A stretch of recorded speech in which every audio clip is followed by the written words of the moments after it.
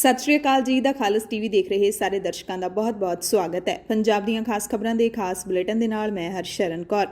ਅੱਜ 23 ਅਪ੍ਰੈਲ ਹੈ ਤੇ ਦਿਨ ਵੀਰਵਾਰ ਹੈ। ਅਹਿਮ ਖਬਰਾਂ ਤੁਹਾਨੂੰ ਦੱਸ ਦਿੰਨੇ ਆ। ਖਬਰਾਂ ਦੇ ਵਿਸਥਾਰ ਤੋਂ ਪਹਿਲਾਂ ਸਰਕਾਰ ਸਿੰਘੂ ਸਰਹੱਦ ਦੇ ਇੱਕ ਪਾਸਿਓਂ ਰੋਕਾਂ ਹਟਾਏਗੀ। ਕੱਲ ਸੰਯੁਕਤ ਕਿਸਾਨ ਮੋਰਚੇ ਦੇ ਲੀਡਰਾਂ ਅਤੇ ਹਰਿਆਣਾ ਪ੍ਰਸ਼ਾਸਨ ਦੇ ਅਧਿਕਾਰੀਆਂ ਵਿਚਕਾਰ ਮੀਟਿੰਗ ਹੋਈ। ਇਸ ਦੌਰਾਨ ਫੈਸਲਾ ਲਿਆ ਗਿਆ ਕਿ ਸਿੰਘੂ ਹੱਦ ਉੱਤੇ ਕਰਨਾਲ ਜੀਟੀ ਰੋਡ ਦਾ ਇੱਕ ਹਿੱਸਾ ਜਿਸ ਤੇ ਦਿੱਲੀ ਪੁਲਿਸ ਨੇ ਸਖਤ ਬੈਰੀਕੇਡਿੰਗ ਕੀਤੀ ਹੋਈ ਹੈ ਉਸ ਨੂੰ ਆਕਸੀਜਨ ਐਂਬੂਲੈਂਸ ਤੇ ਹੋਰ ਜ਼ਰੂਰੀ ਸੇਵਾਵਾਂ ਦੇ ਲਈ ਖੋਲ੍ਹਿਆ ਜਾਏਗਾ। ਜ਼ਾਹਿਰ ਤੌਰ ਤੇ ਕਿਸਾਨਾਂ ਦੇ ਦਬਾਅ ਦੇ ਵਿੱਚ ਸਰਕਾਰ ਨੂੰ ਇਹ ਫੈਸਲਾ ਲੈਣ ਲਈ ਮਜਬੂਰ ਹੋਣਾ ਪਿਆ ਹੈ। ਕਰੀਬ 5 ਮਹੀਨਿਆਂ ਤੋਂ ਸਰਕਾਰ ਨੇ ਇਸ ਰਾਹ ਦੇ ਉੱਤੇ ਰੋਕਾਂ ਲਾਈਆਂ ਹੋਈਆਂ ਨੇ ਤਾਂ ਕਿ ਕਿਸਾਨ ਦਿੱਲੀ 'ਚ ਦਾਖਲ ਨਾ ਹੋ ਸਕਣ। ਵਿਦਿਆਰਥੀਆਂ ਨਾਲ ਜੁੜੀ ਅਹਿਮ ਖਬਰ ਹੈ। ਸੀਬੀਐਸਈ ਬੋਰਡ ਨੇ 9ਵੀਂ ਤੋਂ 12ਵੀਂ ਜਮਾਤ ਦੇ 2021-22 ਸੈਸ਼ਨ ਦੇ ਪੇਪਰਾਂ ਦਾ ਪੈਟਰਨ ਤੇ ਵਿਦਿਆਰਥੀਆਂ ਦੇ ਮੁਲਾਂਕਣ ਦਾ ਤਰੀਕਾ ਬਦਲਣ ਦਾ ਐਲਾਨ ਕਰ ਦਿੱਤਾ ਹੈ। ਇਹਨਾਂ ਜਮਾਤਾਂ ਦੀਆਂ ਪ੍ਰੀਖਿਆਵਾਂ ਦੇ ਲਈ ਰੱਟੇ ਮਾਰਨ ਦੀ ਥਾਂ ਕੰਪੀਟੈਂਸੀ ਬੇਸਡ ਸਵਾਲ ਪੁੱਛੇ ਜਾਣਗੇ। ਬੋਰਡ ਦੇ ਡਾਇਰੈਕਟਰ ਦੇ ਮੁਤਾਬਿਕ ਮੁਲਾਂਕਣ ਦੇ ਨਵੇਂ ਤਰੀਕੇ ਨੇ ਜਿਹੜੇ ਉਹ ਅਗਲੇ ਸੈਸ਼ਨ ਤੋਂ ਲਾਗੂ ਹੋਣਗੇ, ਯਾਨੀ ਕਿ 2021-22 ਤੋਂ 9ਵੀਂ ਤੇ 10ਵੀਂ ਜਮਾਤ ਲਈ ਪਹਿਲਾਂ 20 ਨੰਬਰਾਂ ਦੇ ਮਲਟੀਪਲ ਸਵਾਲਾਂ ਦੇ ਆਬਜੈਕਟਿਵ ਟਾਈਪ ਸਵਾਲ ਹੁੰਦੇ ਸੀ, ਪਰ ਹੁਣ ਕੰਪੀਟੈਂਸੀ ਬੇਸਡ ਸਵਾਲ 30 ਨੰਬਰਾਂ ਦੇ ਆਉਣਗੇ, ਜਿਸ ਵਿੱਚ ਕਈ ਸਵਾਲਾਂ ਦੀ ਚੋਣ ਵਾਲੇ ਸਵਾਲ, ਕੇਸ ਬੇਸਡ ਸਵਾਲ ਤੇ ਸੋਰਸ ਬੇਸਡ ਇੰਟੀਗ੍ਰੇਟਿਡ ਸਵਾਲ ਹੋਣਗੇ। ਪੰਜਾਬ ਸਰਕਾਰ ਨੇ ਸਕੂਲਾਂ ਵਿੱਚ ਦਾਖਲੇ ਲਈ ਤਬਾਦਲਾ ਸਰਟੀਫਿਕੇਟ ਦੀ ਸ਼ਰਤ ਨੂੰ ਖਤਮ ਕਰ ਦਿੱਤਾ ਹੈ। ਸੁਪਰੀਮ ਕੋਰਟ ਨੇ ਕਿਹਾ ਕਿ ਭਾਰਤ ਵਿੱਚ ਕੌਮੀ ਐਮਰਜੈਂਸੀ ਵਰਗੇ ਹਾਲਾਤ ਬਣੇ ਹੋਏ ਨੇ। ਆਕਸੀਜਨ ਦੀ ਮੁਫਤ ਸਪਲਾਈ ਸੰਬੰਧੀ ਵੇਦਾਂਤਾਂ ਦੀ ਅਰਜ਼ੀ ਦੇ ਉੱਤੇ ਸੁਣਵਾਈ ਹੋਈ ਸੀ। ਸੁਪਰੀਮ ਕੋਰਟ ਨੇ ਕਰੋਨਾ ਦੇ ਮਾਮਲੇ ਦਾ ਸਿਊ ਮੋਟੋ ਲੈਂਦਿਆਂ ਹੋਇਆਂ ਕੇਂਦਰ ਸਰਕਾਰ ਦੀ ਤਿੱਖੀ ਝਾੜ-ਝੰਬ ਕੀਤੀ ਹੈ। ਪ੍ਰਧਾਨ ਮੰਤਰੀ ਨਰਿੰਦਰ ਮੋਦੀ ਨੇ ਆਕਸੀਜਨ ਸਪਲਾਈ ਸੁਚਾਰੂ ਬਣਾਉਣ ਦੇ ਹੁਕਮ ਦਿੱਤੇ ਨੇ। ਅਧਿਕਾਰੀਆਂ ਦੇ ਨਾਲ ਬੈਠਕ ਕਰਕੇ ਹਾਲਾਤਾਂ ਦੀ ਸਮੀਖਿਆ ਕੀਤੀ। ਆਕਸੀਜਨ ਦੀ ਜਮਾਖੋਰੀ ਕਰਨ ਵਾਲਿਆਂ ਖਿਲਾਫ ਸੂਬਿਆਂ ਨੂੰ ਕਾਰਵਾਈ ਕਰਨ ਦੇ ਲਈ ਕਿਹਾ ਗਿਆ। ਆਕਸੀਜਨ ਦੇ ਬਿਨਾਂ ਰੋਕ-ਟੋਕ ਉਤਪਾਦਨ ਤੇ ਸਪਲਾਈ ਦੇ ਲਈ ਕੇਂਦਰ ਸਰਕਾਰ ਨੇ ਆਫਤ ਪ੍ਰਬੰਧਨ ਐਕਟ ਲਾਗੂ ਕਰ ਦਿੱਤਾ ਹੈ। ਸੂਬਿਆਂ ਨੂੰ ਹਦਾਇਤ ਕੀਤੀ ਹੈ ਕਿ ਉਹ ਮੈਡੀਕਲ ਆਕਸੀਜਨ ਦੇ ਉਤਪਾਦਨ, ਸਪਲਾਈ ਤੇ ਢੋਆ-ਢੁਆਈ ਨੂੰ ਬਿਨਾਂ ਰੋਕ-ਟੋਕ ਦੇ ਯਕੀਨੀ ਬਣਾਉਣ। ਦਿੱਲੀ ਪੁਲਿਸ ਨੇ ਕਈ ਹਸਪਤਾਲਾਂ ਦੇ ਵਿੱਚ ਆਕਸੀਜਨ ਦਾ ਪ੍ਰਬੰਧ ਕਰ ਲਿਆ ਹੈ। ਪੱਛਮੀ ਬੰਗਾਲ ਦੇ ਵਿੱਚ ਰੋਡ ਸ਼ੋਅ ਅਤੇ ਵਾਹਨ ਰੈਲੀਆਂ ਤੇ ਪਾਬੰਦੀ ਲਾਗੂ ਕਰ ਦਿੱਤੀ ਗਈ ਹੈ। ਪ੍ਰਧਾਨ ਮੰਤਰੀ ਮੋਦੀ ਨੇ ਵੀ ਚੋਣ ਰੈਲੀਆਂ ਰੱਦ ਕਰ ਦਿੱਤੀਆਂ ਨੇ। 500 ਤੋਂ ਵੱਧ ਲੋਕਾਂ ਦੀ ਰੈਲੀਆਂ ਵਿੱਚ ਸ਼ਾਮਿਲ ਹੋਣ ਤੇ ਵੀ ਹੁਣ ਪਾਬੰਦੀ ਰਹੇਗੀ। ਪਾਬੰਦੀ ਦੇ ਹੁਕਮਾਂ ਨੂੰ ਫੌਰੀ ਤੌਰ ਤੇ ਅਮਲ ਦੇ ਵਿੱਚ ਲਿਆਂਦਾ ਗਿਆ। ਕਲਕੱਤਾ ਹਾਈ ਕੋਰਟ ਨੇ ਭਾਰਤੀ ਚੋਣ ਕਮਿਸ਼ਨ ਦੇ ਵੱਲੋਂ ਪੱਛਮੀ ਬੰਗਾਲ ਅਸੈਂਬਲੀ ਚੋਣਾਂ ਦੌਰਾਨ ਕਰੋਨਾ ਤੋਂ ਬਚਾਅ ਲਈ ਲਾਗੂ ਕੀਤੇ ਕੋਵਿਡ ਸੁਰੱਖਿਆ ਨਿਯਮਾਂ ਦੇ ਮਾਮਲੇ ਵਿੱਚ ਚੋਣ ਕਮਿਸ਼ਨ ਦੀ ਤਿੱਖੀ ਝਾੜ-ਝੰਬ ਕੀਤੀ ਹੈ। ਕਰੋਨਾ ਕਰਕੇ ਦਿੱਲੀ ਗੁਰਦੁਆਰਾ ਪ੍ਰਬੰਧਕ ਕਮੇਟੀ ਦੀਆਂ ਚੋਣਾਂ ਅਣਮਿੱਥੇ ਸਮੇਂ ਦੇ ਲਈ ਮੁਲਤਵੀ ਕਰ ਦਿੱਤੀਆਂ ਗਈਆਂ ਨੇ। ਇਹ ਵੋਟਾਂ ਪਰਸੋਂ ਨੂੰ ਯਾਨੀ ਕਿ 25 ਅਪ੍ਰੈਲ ਨੂੰ ਪੈਣੀਆਂ ਸੀ। ਪੰਜਾਬ ਦੇ ਵਿੱਚ ਮੁੱਖ ਮੰਤਰੀ ਕੈਪਟਨ ਅਮਰਿੰਦਰ ਸਿੰਘ ਦੀ ਅਗਵਾਈ ਦੇ ਵਿੱਚ ਮੀਟਿੰਗ ਹੋਈ। ਮਾਹਿਰਾਂ ਦਾ ਗਰੁੱਪ ਕਾਇਮ ਕਰ ਦਿੱਤਾ ਗਿਆ ਹੈ। ਪੰਜਾਬ 'ਚ 18 ਤੋਂ 45 ਸਾਲ ਦੇ ਲੋਕਾਂ ਦੇ ਲਈ 1 ਮਈ ਤੋਂ ਟੀਕਾਕਰਨ ਸ਼ੁਰੂ ਕਰ ਦਿੱਤਾ ਜਾਏਗਾ। ਮੁੱਖ ਮੰਤਰੀ ਨੇ ਆਕਸੀਜਨ ਦੀ ਜਮਾਖੋਰੀ ਦੇ ਖਿਲਾਫ ਵੀ ਕਾਰਵਾਈ ਦੇ ਹੁਕਮ ਜਾਰੀ ਕੀਤੇ ਨੇ। ਕੈਪਟਨ ਨੇ ਕਿਹਾ ਕਿ ਕਿਸੇ ਵੀ ਵਪਾਰੀ ਜਾਂ ਉਤਪਾਦਕ ਨੂੰ ਲਿਕੁਇਡ ਮੈਡੀਕਲ ਆਕਸੀਜਨ ਦੀ ਗੈਰ ਕਾਨੂੰਨੀ ਢੰਗ ਨਾਲ ਜਮਾਖੋਰੀ ਦੀ ਇਜਾਜ਼ਤ ਨਹੀਂ ਦਿੱਤੀ ਜਾਏਗੀ। ਜੋ ਵੀ ਦੋਸ਼ੀ ਪਾਇਆ ਗਿਆ ਉਸ ਨਾਲ ਸਖਤੀ ਨਾਲ ਨਜਿੱਠਿਆ ਜਾਵੇਗਾ। ਕੈਪਟਨ ਨੇ ਇਹ ਵੀ ਜਾਣਕਾਰੀ ਦਿੱਤੀ ਹੈ ਕਿ ਹੁਣ ਕੇਂਦਰ ਸਰਕਾਰ ਦੇ ਵੱਲੋਂ ਪੰਜਾਬ ਨੂੰ 4 ਲੱਖ ਹੋਰ ਟੀਕੇ ਨੇ ਜਿਹੜੇ ਉਹ ਭੇਜ ਦਿੱਤੇ ਗਏ ਨੇ। ਸੀਪੀਐਮ ਦੇ ਜਨਰਲ ਸਕੱਤਰ ਸੀਤਾਰਾਮ ਯੇਚਰੀ ਦੇ 34 ਸਾਲਾਂ ਦੇ ਪੱਤਰਕਾਰ ਪੁੱਤਰ ਆਸ਼ੀਸ਼ ਦੀ ਕਰੋਨਾ ਕਰਕੇ ਮੌਤ ਹੋ ਗਈ ਹੈ। ਹਰਿਆਣਾ ਵਿੱਚ ਅੱਜ ਤੋਂ ਬਾਜ਼ਾਰ 6 ਵਜੇ ਤੱਕ ਬੰਦ ਕਰਨ ਦਾ ਹੁਕਮ ਜਾਰੀ ਕਰ ਦਿੱਤਾ ਗਿਆ ਹੈ। ਹਰਿਆਣਾ ਦੇ ਜੀਂਦ ਜ਼ਿਲ੍ਹੇ ਦੇ ਸਿਵਲ ਹਸਪਤਾਲ ਦੇ ਵਿੱਚੋਂ ਕਰੋਨਾ ਦੇ 1710 ਟੀਕੇ ਚੋਰੀ ਹੋ ਗਏ। ਚੋਰਾਂ ਨੇ ਪੀਪੀ ਸੈਂਟਰ ਵਿੱਚ ਪਏ 50,000 ਦੀ ਨਕਦੀ ਨੂੰ ਹੱਥ ਨਹੀਂ ਪਾਇਆ, ਪਰ ਟੀਕੇ ਚੋਰੀ ਕਰਕੇ ਭੱਜ ਗਏ। ਬਰਤਾਨੀਆ ਤੇ ਅਮਰੀਕਾ ਤੋਂ ਬਾਅਦ ਹੁਣ ਓਮਾਨ ਨੇ ਵੀ ਭਾਰਤੀ ਉਡਾਣਾਂ ਤੇ ਪਾਬੰਦੀ ਲਾ ਦਿੱਤੀ ਹੈ, ਯਾਨੀ ਕਿ ਭਾਰਤ ਤੋਂ ਓਮਾਨ ਤੱਕ ਨਾ ਉਡਾਣਾਂ ਜਾਣਗੀਆਂ ਨਾ ਹੀ ਉੱਥੋਂ ਆਉਣਗੀਆਂ। ਇਸ ਦੇ ਨਾਲ ਹੀ ਬਰਤਾਨੀਆ ਦੇ ਸਭ ਤੋਂ ਵੱਡੇ ਹੀਥਰੋ ਹਵਾਈ ਅੱਡੇ ਨੇ ਵੀ ਭਾਰਤੀ ਉਡਾਣਾਂ ਨੂੰ ਨਾ ਕਰ ਦਿੱਤੀ ਹੈ। ਯੂਕੇ ਦੇ ਸਭ ਤੋਂ ਵੱਡੇ ਹਵਾਈ ਅੱਡੇ ਨੇ ਘੱਟੋ-ਘੱਟ 4 ਅੰਤਰਰਾਸ਼ਟਰੀ ਹਵਾਈ ਜਹਾਜ਼ਾਂ ਦੀਆਂ ਭਾਰਤ ਤੋਂ 8 ਵਾਧੂ ਉਡਾਣਾਂ ਦੀ ਬੇਨਤੀ ਨੂੰ ਖਾਰਜ ਕਰ ਦਿੱਤਾ ਹੈ। ਆਸਟ੍ਰੇਲੀਆ ਦੇ ਵੱਲੋਂ ਵੀ ਭਾਰਤੀ ਉਡਾਣਾਂ ਤੇ ਪਾਬੰਦੀ ਲਾਏ ਜਾਣ ਦੀ ਤਿਆਰੀ ਕੀਤੀ ਜਾ ਰਹੀ ਹੈ। ਭਾਰਤੀ ਉਡਾਣਾਂ ਦੇ ਵਿੱਚ ਕਟੌਤੀ ਕੀਤੀ ਜਾਏਗੀ। ਆਸਟ੍ਰੇਲੀਆ ਦੇ ਨਾਗਰਿਕਾਂ ਨੂੰ ਵੀ ਭਾਰਤ ਨਹੀਂ ਜਾਣ ਦਿੱਤਾ ਜਾਏਗਾ। ਪਟਿਆਲਾ ਦੇ ਵਿੱਚ ਮੀਟਿੰਗ ਕਰਨ ਦੀ ਤਿਆਰੀ ਕਰ ਰਹੇ ਬੀਜੇਪੀ ਲੀਡਰਾਂ ਦਾ ਕਿਸਾਨਾਂ ਨੇ ਤਿੱਖਾ ਘਿਰਾਓ ਕੀਤਾ। ਪੁਲਿਸ ਨੇ ਮੌਕੇ ਤੇ ਪਹੁੰਚ ਕੇ ਬੀਜੇਪੀ ਲੀਡਰਾਂ ਨੂੰ ਸੁਰੱਖਿਅਤ ਬਾਹਰ ਕੱਢਿਆ। ਦਿੱਲੀ ਮੋਰਚਿਆਂ ਦੇ ਵਿੱਚ ਹੁਣ ਲਾਮਬੰਦੀ ਜ਼ੋਰਾਂ ਤੇ ਹੈ। ਪੰਜਾਬ ਤੋਂ ਹਜ਼ਾਰਾਂ ਦੀ ਗਿਣਤੀ ਦੇ ਵਿੱਚ ਕਾਫਲੇ ਦਿੱਲੀ ਪਹੁੰਚਣੇ ਸ਼ੁਰੂ ਹੋ ਗਏ ਨੇ, ਕਿਉਂਕਿ ਚਰਚਾ ਚੱਲ ਰਹੀ ਸੀ ਕਿ ਸਰਕਾਰ ਆਪਰੇਸ਼ਨ ਕਲੀਨ ਦੀ ਪੂਰੀ ਤਿਆਰੀ ਕਰ ਰਹੀ ਹੈ। ਤਾਂ ਕਿਸਾਨਾਂ ਨੇ ਇਸ ਦਾ ਜਵਾਬ ਦੇਣ ਦੇ ਲਈ ਦਿੱਲੀ ਨੂੰ ਮੁੜ ਤੋਂ ਵਾਢੀ ਦੇ ਸੀਜ਼ਨ ਵਿੱਚ ਵੀ ਵਹੀਰਾਂ ਘੱਤ ਦਿੱਤੀਆਂ ਨੇ। ਸ਼੍ਰੋਮਣੀ ਗੁਰਦੁਆਰਾ ਪ੍ਰਬੰਧਕ ਕਮੇਟੀ ਗੁਰਸਿੱਖ ਨੌਜਵਾਨਾਂ ਦੇ ਲਈ ਮੁਫਤ ਕੋਚਿੰਗ ਅਕੈਡਮੀ ਖੋਲ੍ਹੇਗੀ, ਜਿਸ ਦੇ ਵਿੱਚ ਕੰਪੀਟੀਸ਼ਨ ਪ੍ਰੀਖਿਆ ਦੀ ਤਿਆਰੀ ਕਰਵਾਈ ਜਾਏਗੀ। ਪੰਜਾਬ ਦੇ ਵਿੱਚ ਮੌਸਮ ਲਗਾਤਾਰ ਖਰਾਬ ਹੋਇਆ ਪਿਆ। ਕੱਲ ਸ਼ਾਮ ਤੋਂ ਹੁਣ ਤੜਕੇ ਤੱਕ ਵੀ ਕਈ ਇਲਾਕਿਆਂ ਦੇ ਵਿੱਚ ਮੀਂਹ ਝੱਖੜ ਹਨੇਰੀ ਆ ਰਹੀ ਹੈ। ਮੀਂਹ ਨਾਲ ਮੰਡੀਆਂ ਦੇ ਵਿੱਚ ਕਿਸਾਨਾਂ ਦੀ ਕਣਕ ਭਿੱਜ ਗਈ ਹੈ। ਵਾਢੀ ਦਾ ਕੰਮ ਰੁਕ ਗਿਆ ਹੈ। ਉੱਤੋਂ ਸਰਕਾਰ ਵੀ ਮੰਡੀਆਂ ਦੇ ਵਿੱਚ ਕਣਕ ਨਹੀਂ ਚੁੱਕ ਰਹੀ। ਬਾਰਦਾਨੇ ਦੀ ਘਾਟ ਕਰਕੇ ਕਿਸਾਨ ਲਗਾਤਾਰ ਰੋਸ ਮੁਜ਼ਾਹਰੇ ਕਰ ਰਹੇ ਨੇ ਤੇ ਕਿਸਾਨਾਂ ਦੇ ਗੁੱਸੇ ਦੇ ਡਰੋਂ ਪੰਜਾਬ ਦੇ ਵਜ਼ੀਰਾਂ ਤੇ ਵਿਧਾਇਕਾਂ ਨੇ ਮੰਡੀਆਂ ਤੋਂ ਦੂਰੀ ਬਣਾ ਲਈ ਹੈ। ਦਿੱਲੀ ਕਟੜਾ ਐਕਸਪ੍ਰੈਸ ਵੇ ਦੇ ਮਸਲੇ ਦੇ ਵਿੱਚ ਪਟਿਆਲਾ ਵਿੱਚ 30 ਅਪ੍ਰੈਲ ਨੂੰ ਕਿਸਾਨ ਚੱਕਾ ਜਾਮ ਕਰਨਗੇ। ਕਿਸਾਨਾਂ ਨੇ ਅਲਟੀਮੇਟਮ ਦਿੱਤਾ ਹੋਇਆ ਹੈ ਕਿ ਜੇ 29 ਅਪ੍ਰੈਲ ਤੱਕ ਉਹਨਾਂ ਦੀਆਂ ਮੰਗਾਂ ਨਾ ਮੰਨੀਆਂ ਗਈਆਂ ਤਾਂ ਪਟਿਆਲਾ ਦੇ ਵਿੱਚ ਟਰੈਕਟਰ ਮਾਰਚ ਕੱਢਿਆ ਜਾਏਗਾ। ਫਰੀਦਕੋਟ ਜੇਲ੍ਹ ਦੇ ਵਿੱਚੋਂ ਪੈਰੋਲ ਤੇ ਰਿਹਾ ਹੋਏ 42 ਕੈਦੀ ਰੂਪੋਸ਼ ਹੋ ਗਏ ਨੇ। 38 ਹਵਾਲਾਤੀ ਵੀ ਗਾਇਬ ਨੇ। ਅਦਾਲਤ ਵੱਲੋਂ ਜ਼ਮਾਨਤਾਂ ਦੇਣ ਵਾਲਿਆਂ ਨੂੰ ਨੋਟਿਸ ਜਾਰੀ ਕਰ ਦਿੱਤੇ ਗਏ ਨੇ। ਪੰਜਾਬ ਦੀਆਂ ਖਾਸ ਖਬਰਾਂ ਦੇ ਖਾਸ ਬੁਲੇਟਿਨ ਦੇ ਵਿੱਚ ਹੁਣ ਖਬਰਾਂ ਵਿਸਥਾਰ ਦੇ ਨਾਲ। ਅੱਜ ਵੀ ਬੁਲੇਟਿਨ ਦੇ ਵਿੱਚ ਕਰੋਨਾ ਤੋਂ ਬਿਨਾ ਹੋਰ ਕੋਈ ਖਾਸ ਖਬਰ ਨਹੀਂ ਹੈ, ਕਿਉਂਕਿ ਪੂਰੇ ਭਾਰਤ ਦੇ ਵਿੱਚ ਕਰੋਨਾ ਦੀ ਮਹਾਮਾਰੀ ਦਾ ਇਸ ਕਦਰ ਰੌਲਾ ਪਿਆ ਹੋਇਆ ਤੇ ਉਸ ਤੋਂ ਵੀ ਵੱਧ ਰੌਲਾ ਆਕਸੀਜਨ ਦਾ ਪਿਆ ਹੋਇਆ, ਜਿਸ ਨੇ ਪੂਰੀ ਦੁਨੀਆ ਦੇ ਵਿੱਚ ਚਰਚਾ ਛੇੜ ਦਿੱਤੀ ਹੈ। ਇਸ ਕਰਕੇ ਹਰ ਸੂਬੇ ਤੋਂ ਕਰੋਨਾ ਦੇ ਨਾਲ ਹੀ ਜੁੜੀਆਂ ਖਬਰਾਂ ਨੇ ਜਿਹੜੀਆਂ ਉਹ ਮਿਲ ਰਹੀਆਂ ਨੇ। ਸਭ ਤੋਂ ਪਹਿਲੀ ਖਬਰ ਸਿਟੀ ਬਿਊਟੀਫੁਲ ਚੰਡੀਗੜ੍ਹ ਤੋਂ ਆ ਰਹੀ ਹੈ, ਜਿੱਥੇ ਚੰਡੀਗੜ੍ਹ ਪ੍ਰਸ਼ਾਸਨ ਦੀ ਬੈਠਕ ਹੋਈ ਹੈ। ਚਰਚਾ ਚੱਲ ਰਹੀ ਸੀ ਕਿ ਇਸ ਹਫਤੇ ਵੀ ਵੀਕਐਂਡ ਲਾਕਡਾਊਨ ਲਾਇਆ ਜਾਏਗਾ ਜਾਂ ਫਿਰ ਇੱਕ ਹਫਤੇ ਦਾ ਲਾਕਡਾਊਨ ਲਾਇਆ ਜਾਏਗਾ, ਪਰ ਚੰਡੀਗੜ੍ਹ ਪ੍ਰਸ਼ਾਸਨ ਨੇ ਚੰਡੀਗੜ੍ਹ ਵਾਸੀਆਂ ਦੇ ਰੋਹ ਨੂੰ ਦੇਖਦੇ ਹੋਏ ਕੋਈ ਵੀ ਅਜਿਹਾ ਫੈਸਲਾ ਨਹੀਂ ਲਿਆ ਹੈ। ਚੰਡੀਗੜ੍ਹ ਦੇ ਵਿੱਚ ਵੀਕਐਂਡ ਲਾਕਡਾਊਨ ਨਹੀਂ ਲੱਗੇਗਾ ਅਤੇ ਰਾਤ ਦਾ ਕਰਫਿਊ ਵੀ ਰਾਤ 10 ਵਜੇ ਤੋਂ ਸਵੇਰੇ 5 ਵਜੇ ਤੱਕ ਲੱਗੇਗਾ। ਪਹਿਲਾਂ ਇਹ ਰਾਤ ਨੂੰ 8 ਵਜੇ ਸ਼ੁਰੂ ਕਰਨ ਦਾ ਐਲਾਨ ਕੀਤਾ ਗਿਆ ਸੀ। ਪਿਛਲੇ ਕਈ ਦਿਨਾਂ ਤੋਂ ਪੂਰਾ ਹਫਤਾ ਹੀ ਇਹ ਜਿਹੜੇ ਪ੍ਰੋਟੈਸਟ ਚੱਲਦੇ ਰਹੇ ਨੇ, ਵੱਖ-ਵੱਖ ਵਰਗਾਂ ਦੇ ਵਪਾਰੀਆਂ ਦੇ ਵੱਲੋਂ ਪ੍ਰੋਟੈਸਟ ਕੀਤੇ ਜਾ ਰਹੇ ਸੀ।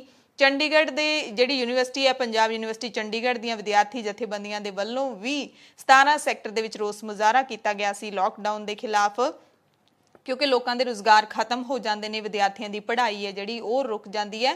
ਤਾਂ ਹੁਣ ਚੰਡੀਗੜ੍ਹ ਪ੍ਰਸ਼ਾਸਨ ਨੇ ਇਹ ਫੈਸਲਾ ਲੈ ਲਿਆ ਕਿ ਵੀਕਐਂਡ ਲਾਕਡਾਊਨ ਨਹੀਂ ਲੱਗੇਗਾ। ਦਿੱਲੀ ਤੋਂ ਦਰਦਨਾਕ ਖਬਰ ਆ ਰਹੀ ਹੈ, ਜਿੱਥੇ ਸਰ ਗੰਗਾ ਰਾਮ ਹਸਪਤਾਲ ਦੇ ਵਿੱਚ ਆਕਸੀਜਨ ਦੀ ਘਾਟ ਕਾਰਨ ਪਿਛਲੇ 24 ਘੰਟਿਆਂ ਦੇ ਵਿੱਚ 25 ਕਰੋਨਾ ਮਰੀਜ਼ਾਂ ਦੀ ਮੌਤ ਹੋ ਗਈ ਹੈ, ਜਦਕਿ 60 ਮਰੀਜ਼ਾਂ ਦੀ ਹਾਲਤ ਗੰਭੀਰ ਦੱਸੀ ਜਾ ਰਹੀ ਹੈ। ਆਕਸੀਜਨ ਦੀ ਘੱਟ ਦਬਾਅ ਦੀ ਸਪਲਾਈ ਦੇ ਕਾਰਨ ਇਹ ਮੌਤਾਂ ਹੋਈਆਂ ਦੱਸੀਆਂ ਜਾ ਰਹੀਆਂ ਨੇ, ਜਦਕਿ ਕੇਂਦਰ ਸਰਕਾਰ ਦੇ ਸੂਤਰ ਕਹਿੰਦੇ ਨੇ ਕਿ ਇਸ ਹਸਪਤਾਲ ਦੇ ਵਿੱਚ ਵਾਧੂ ਆਕਸੀਜਨ ਦੀ ਸਪਲਾਈ ਮੌਜੂਦ ਹੈ ਤੇ ਇੱਕ ਹੋਰ ਟੈਂਕਰ ਵੀ ਹਸਪਤਾਲ ਵਿੱਚ ਪਹੁੰਚ ਚੁੱਕਿਆ ਹੈ।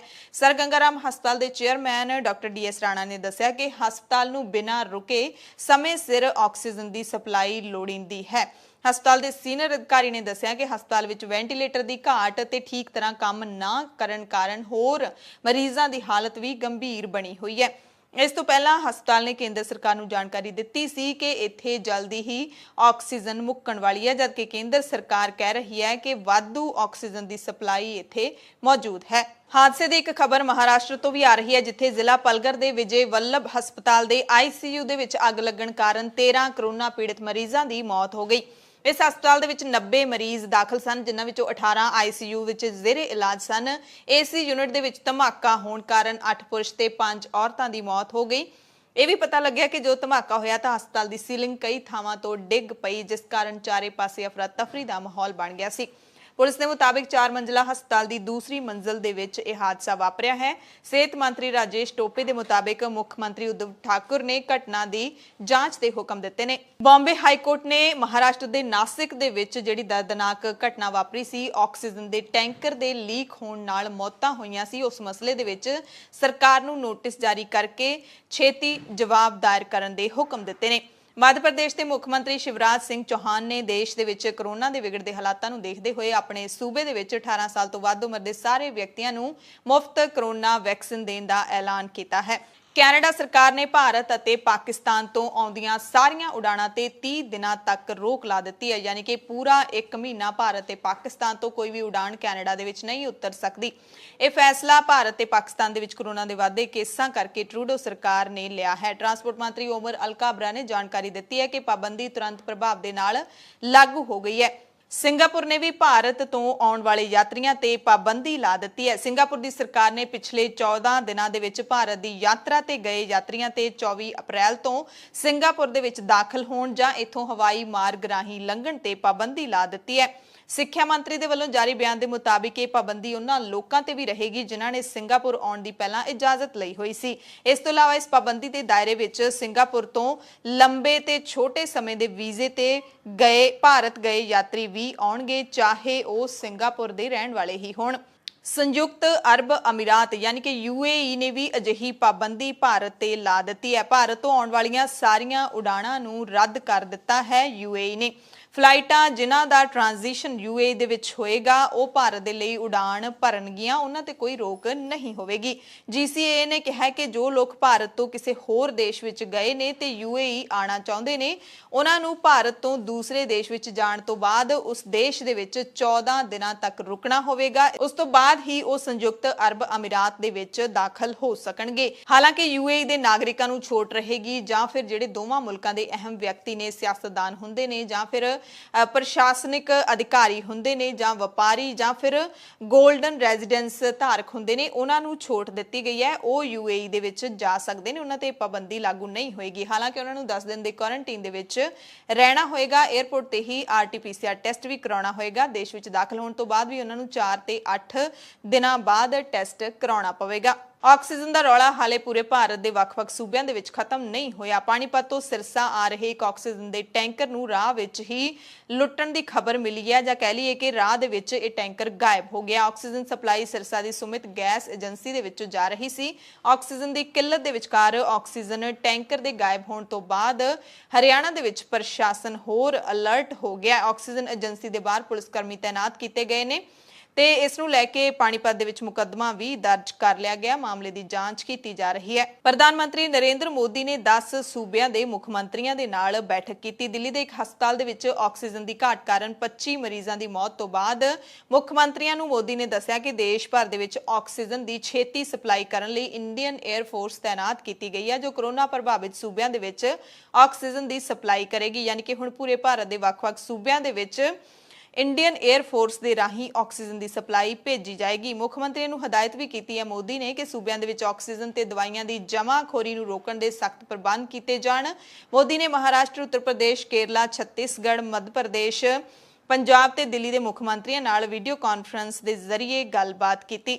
ਇਸ ਬੈਠਕ ਦੇ ਵਿੱਚ ਪੰਜਾਬ ਦੇ ਮੁੱਖ ਮੰਤਰੀ ਕੈਪਟਨ ਅਮਰਿੰਦਰ ਸਿੰਘ ਨੇ ਪ੍ਰਧਾਨ ਮੰਤਰੀ ਨੂੰ ਅਪੀਲ ਕੀਤੀ ਹੈ ਕਿ ਆਕਸੀਜਨ, ਜ਼ਰੂਰੀ ਦਵਾਈਆਂ ਅਤੇ ਟੀਕੇ ਦੇ ਨਿਰਧਾਰਿਤ ਕੋਟੇ ਦੀ ਨਿਯਮਿਤ ਸਪਲਾਈ ਹੈ ਜਿਹੜੀ ਉਹ ਸਾਰੇ ਸੂਬਿਆਂ ਨੂੰ ਕੀਤੀ ਜਾਵੇ। 1 ਮਈ ਤੋਂ ਟੀਕੇ ਦੀ ਵੰਡ ਲਈ ਸਹੀ ਕਾਰਜ ਪ੍ਰਣਾਲੀ ਹੈ ਜਿਹੜੀ ਉਹ ਅਪਣਾਈ ਜਾਵੇ। ਇਸ ਦੇ ਨਾਲ ਹੀ ਕੈਪਟਨ ਨੇ 18 ਸਾਲ ਤੋਂ ਵੱਧ ਉਮਰ ਵਾਲੇ ਲੋਕਾਂ ਦੇ ਲਈ ਕੇਂਦਰ ਦੀ ਟੀਕਾਕਰਨ ਨੀਤੀ ਨੂੰ ਸੂਬਿਆਂ ਦੇ ਨਾਲ ਪੱਖਪਾਤੀ ਵੀ ਦੱਸਿਆ ਤੇ ਕੇਂਦਰ ਕੋਲੋਂ ਫੰਡਾਂ ਦੀ ਵੀ ਮੰਗ ਕੈਪਟਨ ਨੇ ਕੀਤੀ ਹੈ। ਪ੍ਰਧਾਨ ਮੰਤਰੀ ਮੋਦੀ ਦੀ 10 ਮੁੱਖ ਮੰਤਰੀਆਂ ਦੇ ਨਾਲ ਜਦੋਂ ਬੈਠਕ ਹੋ ਰਹੀ ਸੀ ਤਾਂ ਇਸ ਦਰਮਿਆਨ ਕੁਝ ਅਜਿਹਾ ਵਾਪਰਿਆ ਕਿ ਦਿੱਲੀ ਦੇ ਮੁੱਖ ਮੰਤਰੀ ਅਰਵਿੰਦ ਕੇਜਰੀਵਾਲ ਨੂੰ ਦੋਵੇਂ ਹੱਥ ਜੋੜ ਕੇ ਪੂਰੀ ਦੁਨੀਆ ਦੇ ਸਾਹਮਣੇ ਲਾਈਵ ਵੀਡੀਓ ਦੇ ਵਿੱਚ ਪ੍ਰਧਾਨ ਮੰਤਰੀ ਨਰਿੰਦਰ ਮੋਦੀ ਤੋਂ ਮਾਫੀ ਮੰਗਣੀ ਪਈ। ਦਰਅਸਲ ਜਦੋਂ ਮੀਟਿੰਗ ਚੱਲ ਰਹੀ ਸੀ ਤੇ ਦਿੱਲੀ ਦੇ ਮੁੱਖ ਮੰਤਰੀ ਅਰਵਿੰਦ ਕੇਜਰੀਵਾਲ ਦੇ ਬੋਲਣ ਦੀ ਵਾਰੀ ਆਈ ਤਾਂ ਉਹਨਾਂ ਦਾ ਭਾਸ਼ਣ ਲਾਈਵ ਸਟ੍ਰੀਮ ਹੋਣ ਲੱਗਿਆ। ਟੀਵੀ ਤੇ ਲਾਈਵ ਗੱਲਬਾਤ ਦੇ ਵਿੱਚ ਦਿੱਲੀ ਦੇ ਮੁੱਖ ਮੰਤਰੀ ਅਰਵਿੰਦ ਕੇਜਰੀਵਾਲ ਨੇ ਦੇਸ਼ ਦੀ ਰਾਜਧਾਨੀ ਦਿੱਲੀ ਦੇ ਹਸਪਤਾਲਾਂ ਦੇ ਵਿੱਚ ਆਕਸੀਜਨ ਦੀ ਕਮੀ ਵੱਲ ਧਿਆਨ ਕੇਂਦਰਿਤ ਕੀਤਾ, ਕਾਫੀ ਸਾਰੇ ਮੁੱਦਿਆਂ ਨੂੰ ਉਠਾਇਆ। ਕੇਂਦਰ ਸਰਕਾਰ ਨੇ ਬਾਅਦ ਵਿੱਚ ਇਹ ਵੀ ਇਲਜ਼ਾਮ ਲਾਇਆ ਕਿ ਕੇਜਰੀਵਾਲ ਨੇ ਇਸ ਮੁੱਦੇ ਤੇ ਸਿਆਸਤ ਕਰਨ ਦੀ ਕੋਸ਼ਿਸ਼ ਕੀਤੀ ਹੈ। ਸਰਕਾਰ ਨਾਲ ਜੁੜੇ ਸੂਤਰਾਂ ਨੇ ਦੱਸਿਆ ਕਿ ਮੁੱਖ ਮੰਤਰੀ ਅਰਵਿੰਦ ਕੇਜਰੀਵਾਲ ਨੇ PM-CM ਮੀਟਿੰਗ ਨੂੰ ਸਿਆਸੀ ਉਦੇਸ਼ ਦੇ ਨਾਲ ਵਰਤਿਆ ਤੇ ਜਦੋਂ ਅਰਵਿੰਦ ਕੇਜਰੀਵਾਲ ਦਾ ਭਾਸ਼ਣ ਹੈ ਜਿਹੜਾ ਉਹ ਲਾਈਵ ਸਟ੍ਰੀਮ ਹੋਣ ਲੱਗਿਆ ਤੇ ਉਹਨਾਂ ਨੇ ਸਾਰੀ ਗੱਲਬਾਤ ਆਪਣੀ ਕਹਿ ਦਿੱਤੀ। ਉਸ ਤੋਂ ਬਾਅਦ ਨਰਿੰਦਰ ਮੋਦੀ ਨੇ ਸਖਤ ਇਤਰਾਜ਼ ਜਤਾਇਆ। ਮੋਦੀ ਨੇ ਕਿਹਾ ਕਿ ਸਾਡੀ ਜੋ ਪਰੰਪਰਾ ਹੈ, ਸਾਡੇ ਜੋ ਪ੍ਰੋਟੋਕੋਲ ਨੇ, ਉਹਨਾਂ ਦੇ ਖਿਲਾਫ ਹੋ ਰਿਹਾ ਹੈ, ਇਹ ਸਭ ਕੁਝ ਹੋ ਰਿਹਾ ਹੈ। ਕੋਈ ਮੁੱਖ ਮੰਤਰੀ इस तरह इन हाउस मीटिंग ਨੂੰ ਲਾਈਵ ਟੈਲੀਕਾਸਟ ਨਹੀਂ ਕਰ ਸਕਦਾ। ਇਹ ਉਚਿਤ ਨਹੀਂ ਹੈ। ਸਾਨੂੰ ਹਮੇਸ਼ਾ ਇਸ ਦੀ ਪਾਲਣਾ ਕਰਨੀ ਚਾਹੀਦੀ ਹੈ। ਜਿਵੇਂ ਹੀ ਪ੍ਰਧਾਨ ਮੰਤਰੀ ਨੇ ਸਖਤ ਟਿੱਪਣੀ ਕੀਤੀ ਤਾਂ ਵੀਡੀਓ ਦੇ ਵਿੱਚ ਦੇਖਿਆ ਜਾ ਸਕਦਾ ਹੈ ਕਿ ਅਰਵਿੰਦ ਕੇਜਰੀਵਾਲ ਇੱਕਦਮ ਘਬਰਾ ਗਏ ਤਾਂ ਉਹ ਬੋਲਣ ਲੱਗੇ ਕਿ ਠੀਕ ਹੈ ਸਰ, ਇਸ ਦਾ ਧਿਆਨ ਅੱਗੇ ਤੋਂ ਰੱਖਾਂਗਾ। ਜੇ ਮੇਰੇ ਤੋਂ ਕੋਈ ਗੁਸਤਾਖੀ ਹੋਈ ਹੈ, ਮੈਂ ਕੁਝ ਗਲਤ ਬੋਲ ਦਿੱਤਾ ਹੈ, ਮੇਰੇ ਆਚਰਣ ਦੇ ਵਿੱਚ ਕੋਈ ਗਲਤੀ ਹੈ, ਉਹਦੇ ਲਈ ਮੈਂ ਮਾਫੀ ਚਾਹੁੰਦਾ। ਤੇ ਸਾਰੀ ਗੱਲ ਉਹਨਾਂ ਨੇ ਹੱਥ ਜੋੜ ਕੇ ਕੀਤੀ। ਹਾਲਾਂਕਿ ਪ੍ਰਧਾਨ ਮੰਤਰੀ ਨਾਲ ਗੱਲਬਾਤ ਦੌਰਾਨ ਅਰਵਿੰਦ ਕੇਜਰੀਵਾਲ ਨੇ ਇਹ ਵੀ ਕਿਹਾ ਕਿ ਇਸ ਵਕਤ ਦਿੱਲੀ ਵਿੱਚ ਆਕਸੀਜਨ ਦੀ ਘਾਟ ਦਾ ਵੱਡਾ ਸੰਕਟ ਚੱਲ ਰਿਹਾ ਹੈ, ਪਰ ਕੇਂਦਰ ਸਰਕਾਰ ਵੱਲੋਂ ਦਿੱਲੀ ਦਾ ਆਕਸੀਜਨ ਕੋਟਾ ਵਧਾਉਣ ਤੇ ਮੈਂ ਪ੍ਰਧਾਨ ਮੰਤਰੀ ਜੀ ਦਾ ਧੰਨਵਾਦ ਕਰਦਾ ਤੇ ਇਸ ਵਧੇ ਕੋਟੇ ਨੂੰ ਦਿੱਲੀ ਤੱਕ ਪਹੁੰਚਾਉਣ ਲਈ ਸਾਡੀ ਹੋਰ ਮਦਦ ਕੀਤੀ ਜਾਵੇ। ये हमारी जो परंपरा है, हमारे जो प्रोटोकॉल है, उसके बहुत खिलाफ हो रहा है कि कोई मुख्यमंत्री ऐसी इन हाउस मीटिंग को लाइव टेलीकास्ट करें। ये उचित नहीं है। ये हमने हमेशा संयम पालन करना चाहिए। ठीक है सर, इसका ध्यान रखेंगे आगे से। सर, मैं सभी आत्माओं को शांति मिले जिन जिन लोगों का इस दौरान कोरोना की वजह से जिनका देहांत हो गया, और उनके परिवारों को दुख सहने की शक्ति दे। अगर सर मेरी तरफ से कोई गुस्ताखी हुई है, मैंने कुछ कठोर बोल दिया, मेरे आचरण में कोई गलती है, तो उसके लिए मैं माफ़ी चाहता हूँ। लेकिन अभी तक जितने आज पॉल साहब की जो प्रेजेंटेशन थी वो भी बहुत अच्छी थी, और उसके हिसाब से जो भी हमें निर्देश दिए गए हैं उन निर्देशों का हम पालन करेंगे। ਕੋਰੋਨਾ ਦੇ ਹਾਲਾਤਾਂ ਨੂੰ ਦੇਖਦਿਆਂ ਹੋਇਆਂ ਭਾਰਤ ਸਰਕਾਰ ਨੇ ਮਈ ਤੋਂ ਜੂਨ 2021 ਲਈ ਪ੍ਰਧਾਨ ਮੰਤਰੀ ਗਰੀਬ ਕਲਿਆਣ ਅੰਨ ਯੋਜਨਾ ਸ਼ੁਰੂ ਕਰਨ ਦਾ ਐਲਾਨ ਕਰ ਦਿੱਤਾ ਹੈ, ਜਿਸ ਦੇ ਤਹਿਤ ਲੋਕਾਂ ਨੂੰ ਮੁਫਤ ਅਨਾਜ ਮੁਹੱਈਆ ਕਰਵਾਇਆ ਜਾਵੇਗਾ। ਕੇਂਦਰ ਸਰਕਾਰ ਦੇ ਮੁਤਾਬਿਕ ਲਗਭਗ 80 ਕਰੋੜ ਲਾਭਪਾਤਰੀਆਂ ਨੂੰ 5 ਕਿਲੋ ਮੁਫਤ ਅਨਾਜ ਹੈ ਜਿਹੜਾ ਉਹ ਵੰਡਿਆ ਜਾਵੇਗਾ ਹਰ ਇੱਕ ਪਰਿਵਾਰ ਨੂੰ। ਭਾਰਤ ਸਰਕਾਰ ਇਸ ਉਪਰਾਲੇ ਤੇ 26,000 ਕਰੋੜ ਰੁਪਏ ਤੋਂ ਵੱਧ ਖਰਚ ਕਰੇਗੀ, ਇਹ ਦਾਅਵਾ ਕੀਤਾ ਹੈ ਭਾਰਤ ਸਰਕਾਰ ਨੇ। ਕੋਰੋਨਾ ਵਾਇਰਸ ਦੀ ਮਹਾਮਾਰੀ ਦੇ ਦਰਮਿਆਨ ਵੱਖ-ਵੱਖ ਥਾਵਾਂ ਤੇ ਇਸ ਬਿਮਾਰੀ ਦਾ ਇਲਾਜ ਵੱਖ-ਵੱਖ ਤਰੀਕਿਆਂ ਦੇ ਨਾਲ ਕੀਤਾ ਜਾਂਦਾ ਹੈ, ਕਿਉਂਕਿ ਇਸ ਬਿਮਾਰੀ ਨੂੰ ਹਲੇ ਬਹੁਤਾ ਚੰਗੇ ਤਰੀਕੇ ਦੇ ਨਾਲ ਡਾਕਟਰ ਜਾਂ ਵਿਗਿਆਨੀ ਸਮਝ ਨਹੀਂ ਸਕੇ ਨੇ। ਹੁਣ ਤੱਕ ਡਾਕਟਰ ਇਹੀ ਕਹਿੰਦੇ ਆ ਰਹੇ ਨੇ ਕਿ 1700 ਤੋਂ ਵੱਧ ਇਸ ਮਹਾਮਾਰੀ ਦੇ ਇਸ ਵਾਇਰਸ ਦੇ ਵੇਰੀਐਂਟ ਦੁਨੀਆ ਦੇ ਵਿੱਚ ਆ ਚੁੱਕੇ ਨੇ। ਇਸੇ ਦਰਮਿਆਨ ਕੋਰੋਨਾ ਵਾਇਰਸ ਦੇ ਇਲਾਜ ਲਈ ਏਮਸ ਅਤੇ ICMR ਨੇ ਗਾਈਡਲਾਈਨਸ ਜਾਰੀ ਕੀਤੀਆਂ ਨੇ। ਇਹਨਾਂ ਗਾਈਡਲਾਈਨਸ ਦੇ ਵਿੱਚ ਦਿਸ਼ਾ ਨਿਰਦੇਸ਼ ਨੇ ਜਿਹੜੇ ਉਹ ਦਿੱਤੇ ਗਏ ਨੇ ਕਿ ਕਿਹੜੇ ਮਰੀਜ਼ ਨੂੰ ਕਿਹੜੀ ਕੈਟਾਗਰੀ ਦੇ ਵਿੱਚ ਰੱਖਣਾ ਹੈ ਤੇ ਉਹਨਾਂ ਦਾ ਇਲਾਜ ਕਿਵੇਂ ਕਰਨਾ ਹੈ। ਏਮਸ ICMR ਕੋਵਿਡ-19 ਟਾਸਕ ਫੋਰਸ ਅਤੇ ਜੁਆਇੰਟ ਮੋਨੀਟਰਿੰਗ ਗਰੁੱਪ ਨੇ ਇਹ ਦਿਸ਼ਾ ਨਿਰਦੇਸ਼ ਜਾਰੀ ਕੀਤੇ ਨੇ। ਇਹਨਾਂ ਦਿਸ਼ਾ ਨਿਰਦੇਸ਼ਾਂ ਦੇ ਵਿੱਚ ਮਰੀਜ਼ਾਂ ਨੂੰ ਮਾਈਲਡ, ਮੋਡਰੇਟ ਤੇ ਸਵੇਅਰ ਕੈਟਾਗਰੀ ਦੇ ਵਿੱਚ ਰੱਖਿਆ ਗਿਆ, ਯਾਨੀ ਕਿ 3 ਸ਼੍ਰੇਣੀਆਂ ਬਣਾਈਆਂ ਗਈਆਂ ਨੇ ਤੇ ਇਲਾਜ ਦੇ ਤਰੀਕਿਆਂ ਬਾਰੇ ਵੀ ਦੱਸਿਆ ਗਿਆ ਹੈ। ਤੁਸੀਂ ਇਹ ਸਾਰਾ ਜਿਹੜਾ ਪੋਸਟਰ ਹੈ ਉਹ ਟਵਿੱਟਰ ਦੇ ਉੱਤੇ ਵੀ ਦੇਖ ਸਕਦੇ ਹੋ। ਏਮਸ ਦੇ ਟਵਿੱਟਰ ਹੈਂਡਲ ਦੇ ਉੱਤੇ ਵੀ ਜਾ ਕੇ ਤੁਸੀਂ ਦੇਖ ਸਕਦੇ ਹੋ ਤੇ ਇਹਨਾਂ ਸਾਰੀਆਂ ਜਿਹੜੀਆਂ ਚਾਰੇ ਸੰਸਥਾਵਾਂ ਨੇ ਉਹਨਾਂ ਦੇ ਟਵਿੱਟਰ ਹੈਂਡਲ ਤੇ ਜਾ ਕੇ ਦੇਖ ਸਕਦੇ ਹੋ। ਦਰਅਸਲ ਜਿਹੜੇ ਬਾਲਗ ਮਰੀਜ਼ ਹੈਗੇ ਨੇ ਉਹਨਾਂ ਨੂੰ ਮਾਈਲਡ ਕੈਟਾਗਰੀ ਦੇ ਵਿੱਚ ਰੱਖਿਆ ਗਿਆ ਹੈ। ਹਲਕੀ ਕੈਟਾਗਰੀ, ਹਲਕੀ ਲਾਗ ਦੀ ਕੈਟਾਗਰੀ ਦੇ ਵਿੱਚ ਇਹ ਆਉਣਗੇ। ਇਹਨਾਂ ਨੂੰ ਸਾਹ ਲੈਣ ਦੇ ਵਿੱਚ ਕੋਈ ਦਿੱਕਤ ਨਹੀਂ ਹੁੰਦੀ ਤੇ ਸਲਾਹ ਦਿੱਤੀ ਗਈ ਹੈ ਕਿ ਅਜਿਹੇ ਮਰੀਜ਼ਾਂ ਦਾ ਘਰ ਦੇ ਵਿੱਚ ਹੀ ਇਲਾਜ ਕੀਤਾ ਜਾ ਸਕਦਾ ਹੈ। ਮਾਸਕ ਪਾਉਣ ਦੀ ਜਾਂ ਫਿਰ ਸੋਸ਼ਲ ਡਿਸਟੈਂਸਿੰਗ ਅਜਿਹੀਆਂ ਸਾਵਧਾਨੀਆਂ ਦੀ ਉਹ ਪਾਲਣਾ ਕਰ ਸਕਦੇ ਨੇ। ਮੋਡਰੇਟ ਦਾ ਮਤਲਬ ਹੈ ਗੰਭੀਰ ਲਾਗ। ਇਹਦੇ ਵਿੱਚ ਉਹ ਮਰੀਜ਼ ਰੱਖੇ ਗਏ ਨੇ ਜਿਨ੍ਹਾਂ ਦਾ ਆਕਸੀਜਨ ਪੱਧਰ ਕਮਰੇ ਦੀ ਹਵਾ ਦੇ ਵਿੱਚ 93% ਤੋਂ 90% ਦੇ ਵਿਚਾਲੇ ਬਣਿਆ ਹੋਇਆ ਹੈ। ਅਜਿਹੇ ਮਰੀਜ਼ਾਂ ਨੂੰ ਵਾਰਡ ਦੇ ਵਿੱਚ ਦਾਖਲ ਕਰਨ ਦੀ ਜ਼ਰੂਰਤ ਹੈ। ਉਹਨਾਂ ਦਾ ਹਸਪਤਾਲ ਦੇ ਵਿੱਚ ਇਲਾਜ ਕੀਤਾ ਜਾਣਾ ਜ਼ਰੂਰੀ ਹੈ, ਇਹ ਕਿਹਾ ਹੈ ਏਮਸ ICMR ਦੇ ਵੱਲੋਂ ਜਾਰੀ ਕੀਤੇ ਗਏ ਦਿਸ਼ਾ ਨਿਰਦੇਸ਼ਾਂ ਦੇ ਵਿੱਚ। ਸਵੇਰ ਦਾ ਮਤਲਬ ਹੈ ਬਹੁਤ ਗੰਭੀਰ ਜਾਂ ਫਿਰ ਖਤਰਨਾਕ ਕੈਟਾਗਰੀ। ਇਹਦੇ ਵਿੱਚ ਉਹ ਮਰੀਜ਼ ਨੇ ਜਿਨ੍ਹਾਂ ਦਾ ਆਕਸੀਜਨ ਪੱਧਰ ਕਮਰੇ ਦੀ ਹਵਾ ਦੇ ਵਿੱਚ 90% ਤੋਂ ਵੀ ਘੱਟ ਹੋ ਜਾਂਦਾ ਹੈ। ਇਹਨਾਂ ਗਾਈਡਲਾਈਨਸ ਦੇ ਵਿੱਚ ਸਾਫ਼ ਤੌਰ ਤੇ ਕਿਹਾ ਗਿਆ ਕਿ ਮਾਈਲਡ ਡਿਜ਼ੀਜ਼ ਦੇ ਮਰੀਜ਼ਾਂ ਨੂੰ ਹੋਮ ਆਈਸੋਲੇਸ਼ਨ ਦੇ ਵਿੱਚ ਰਹਿਣਾ ਜ਼ਰੂਰੀ ਹੈ, ਸੋਸ਼ਲ ਡਿਸਟੈਂਸਿੰਗ ਤੇ ਮਾਸਕ ਪਾਉਣਾ ਜ਼ਰੂਰੀ ਹੈ। ਹਾਲਾਂਕਿ ਡਾਕਟਰਾਂ ਤੋਂ ਸਲਾਹ ਮਸ਼ਵਰਾ ਸਮੇਂ-ਸਮੇਂ ਤੇ ਲੈਂਦੇ ਰਹਿਣਾ ਚਾਹੀਦਾ ਹੈ। ਮਾਡਰੇਟ ਕੈਟਾਗਰੀ ਦੇ ਮਰੀਜ਼ਾਂ ਨੂੰ ਵਾਰਡ ਦੇ ਵਿੱਚ ਭਰਤੀ ਹੋਣ ਦੀ ਸਲਾਹ ਦਿੱਤੀ ਗਈ ਹੈ ਜਿੱਥੇ ਉਹਨਾਂ ਨੂੰ ਆਕਸੀਜਨ ਦੀ ਸਪੋਰਟ ਮਿਲ ਸਕੇ। ਗੰਭੀਰ ਹੋਣ ਤੇ ਚੈਸਟ CT ਅਤੇ ਐਕਸ-ਰੇ ਕਰਨ ਦੀ ਸਲਾਹ ਦਿੱਤੀ ਗਈ ਹੈ। ਸਵੇਰ ਯਾਨੀ ਕਿ ਖਤਰਨਾਕ ਕੈਟਾਗਰੀ ਦੇ ਮਰੀਜ਼ਾਂ ਨੂੰ ICU ਦੇ ਵਿੱਚ ਭਰਤੀ ਕਰਨ ਦੀ ਬਹੁਤ ਲੋੜ ਹੁੰਦੀ ਹੈ। ਇਸ ਦੌਰਾਨ ਉਹਨਾਂ ਦੀ ਹਾਲਤ ਮੁਤਾਬਿਕ ਰੈਸਪੀਰੇਟਰੀ ਸਪੋਰਟ ਦੇਣ ਲਈ ਵੀ ਕਿਹਾ ਗਿਆ ਹੈ। ਇਹਨਾਂ ਗਾਈਡਲਾਈਨਸ ਦੇ ਵਿੱਚ ਇਹ ਵੀ ਦੱਸਿਆ ਗਿਆ ਹੈ ਕਿ ਕਰੋਨਾ ਦੇ ਨਾਲ ਹਾਈ ਰਿਸਕ ਕਿੰਨਾ ਲੋਕਾਂ ਨੂੰ ਹੋ ਸਕਦਾ ਹੈ, ਜਿਨ੍ਹਾਂ ਦੀ ਉਮਰ 60 ਸਾਲ ਤੋਂ ਵੱਧ ਹੈ, ਜਿਹੜੇ ਕਿ ਹਾਈਪਰਟੈਂਸ਼ਨ ਦੇ ਮਰੀਜ਼ ਨੇ, ਜਾਂ ਫਿਰ ਉਹਨਾਂ ਨੂੰ ਡਾਇਬਟੀਜ਼ ਨੇ, ਜਾਂ ਫਿਰ ਉਹਨਾਂ ਨੂੰ ਹੋਰ ਕੋਈ ਇਮਿਊਨਿਟੀ ਦੇ ਨਾਲ ਜੁੜੀਆਂ ਹੋਈਆਂ ਸਮੱਸਿਆਵਾਂ ਹੋਣ। ਕਿਡਨੀ, ਲੀਵਰ ਡਿਜ਼ੀਜ਼ ਅਜਿਹੀਆਂ ਜਿਨ੍ਹਾਂ ਨੂੰ ਬਿਮਾਰੀਆਂ ਨੇ, ਉਹਨਾਂ ਲਈ ਵੀ ਕਰੋਨਾ ਖਤਰਨਾਕ ਸਾਬਿਤ ਹੋ ਸਕਦਾ ਹੈ। ਸੋ ਇਹ ਸਾਰੀਆਂ ਗਾਈਡਲਾਈਨਸ ਨੇ ਜਿਹੜੀਆਂ ਉਹ ਤੁਸੀਂ ਚੰਗੇ ਤਰੀਕੇ ਦੇ ਨਾਲ ਟਵਿੱਟਰ ਤੋਂ ਲੈ ਕੇ ਵੀ ਪੜ੍ਹ ਸਕਦੇ ਹੋ। ਕਰੋਨਾ ਟੀਕਾਕਰਨ ਦਰਮਿਆਨ 1 ਮਈ ਤੋਂ 18 ਸਾਲ ਤੋਂ ਵੱਧ ਉਮਰ ਦੇ ਲੋਕਾਂ ਨੂੰ ਵੀ ਟੀਕਾ ਲੱਗਣਾ ਸ਼ੁਰੂ ਹੋ ਜਾਏਗਾ ਤੇ 28 ਅਪ੍ਰੈਲ ਤੋਂ ਇਹਦੇ ਲਈ ਰਜਿਸਟ੍ਰੇਸ਼ਨ ਸ਼ੁਰੂ ਹੋ ਜਾਏਗੀ। ਰਜਿਸਟ੍ਰੇਸ਼ਨ ਕਿਵੇਂ ਕਰਵਾਉਣੀ ਹੈ ਉਸ ਦਾ ਤਰੀਕਾ ਅਸੀਂ ਤੁਹਾਨੂੰ ਦੱਸ ਦਿੰਦੇ ਹਾਂ। ਸਭ ਤੋਂ ਪਹਿਲਾਂ ਤੁਹਾਨੂੰ ਵੈਬਸਾਈਟ ਤੇ ਜਾਣਾ ਪਏਗਾ cowin.gov.in ਦੀ ਵੈਬਸਾਈਟ ਤੇ। ਉੱਥੇ ਤੁਹਾਨੂੰ ਆਪਣਾ ਮੋਬਾਈਲ ਫੋਨ ਸਭ ਤੋਂ ਪਹਿਲਾਂ ਦਰਜ ਕਰਨਾ ਪਏਗਾ। ਤੁਹਾਡੇ ਮੋਬਾਈਲ ਫੋਨ ਦੇ ਉੱਤੇ ਤੁਹਾਨੂੰ ਇੱਕ OTP ਮਿਲੇਗਾ, ਯਾਨੀ ਕਿ 1 ਟਾਈਮ ਪਾਸਵਰਡ ਮਿਲੇਗਾ। ਇਸ ਨੰਬਰ ਨੂੰ ਵੈਬਸਾਈਟ ਤੇ ਲਿਖੇ OTP ਦੇ ਡੱਬੇ ਦੇ ਵਿੱਚ ਭਰਨਾ ਹੋਏਗਾ। ਉਸ ਤੋਂ ਬਾਅਦ ਵੈਰੀਫਾਈ ਦੇ ਉੱਤੇ ਕਲਿੱਕ ਤੁਹਾਨੂੰ ਕਰਨਾ ਹੋਏਗਾ, ਜਿਸ ਤੋਂ ਬਾਅਦ ਵੈਰੀਫਾਈ ਹੋ ਜਾਏਗਾ ਤੁਹਾਡਾ ਨੰਬਰ। ਉਸ ਤੋਂ ਬਾਅਦ ਤੁਹਾਨੂੰ ਰਜਿਸਟ੍ਰੇਸ਼ਨ ਦਾ ਪੰਨਾ ਜਿਹੜਾ ਸਕਰੀਨ ਦੇ ਉੱਤੇ ਨਜ਼ਰ ਆਏਗਾ। ਇੱਥੇ ਜਿਹੜੀ ਜਾਣਕਾਰੀ ਤੁਹਾਡੇ ਤੋਂ ਮੰਗੀ ਜਾਏਗੀ ਉਹ ਤੁਹਾਨੂੰ ਭਰਨੀ ਪਏਗੀ ਤੇ ਇੱਕ ਫੋਟੋ ID ਯਾਨੀ ਕਿ ਸੌਫਟ ਫੋਟੋ ਕਾਪੀ ਵੀ ਤੁਹਾਡੇ ਕੋਲ ਹੋਣੀ ਚਾਹੀਦੀ ਹੈ, ਜਿਹੜੀ ਤੁਹਾਨੂੰ ਇੱਥੇ ਅਪਲੋਡ ਕਰਨੀ ਪਏਗੀ। ਜੇ ਤੁਸੀਂ ਪਹਿਲਾਂ ਕਿਸੇ ਬਿਮਾਰੀ ਤੋਂ ਪੀੜਤ ਹੋ, ਜਿਵੇਂ ਸ਼ੂਗਰ, ਬਲੱਡ ਪ੍ਰੈਸ਼ਰ, ਅਸਥਮਾ ਜਾਂ ਫਿਰ ਹੋਰ ਕੋਈ ਵੀ ਬਿਮਾਰੀ ਹੈ ਜਿਹੜੀ ਉਹਦੀ ਤੁਹਾਨੂੰ ਜਾਣਕਾਰੀ ਇਸ ਦੇ ਵਿੱਚ ਦੇਣੀ ਪਏਗੀ। ਹੁਣ ਜਦੋਂ ਪੂਰੀ ਜਾਣਕਾਰੀ ਤੁਸੀਂ ਭਰ ਦਿਓਗੇ ਤਾਂ ਰਜਿਸਟਰ ਦੀ ਜਿਹੜੀ ਡੱਬੀ ਹੈ ਉਹ ਤੁਹਾਡੇ ਸਾਹਮਣੇ ਆਏਗੀ, ਉਸ ਨੂੰ ਤੁਸੀਂ ਕਲਿੱਕ ਕਰੋਗੇ।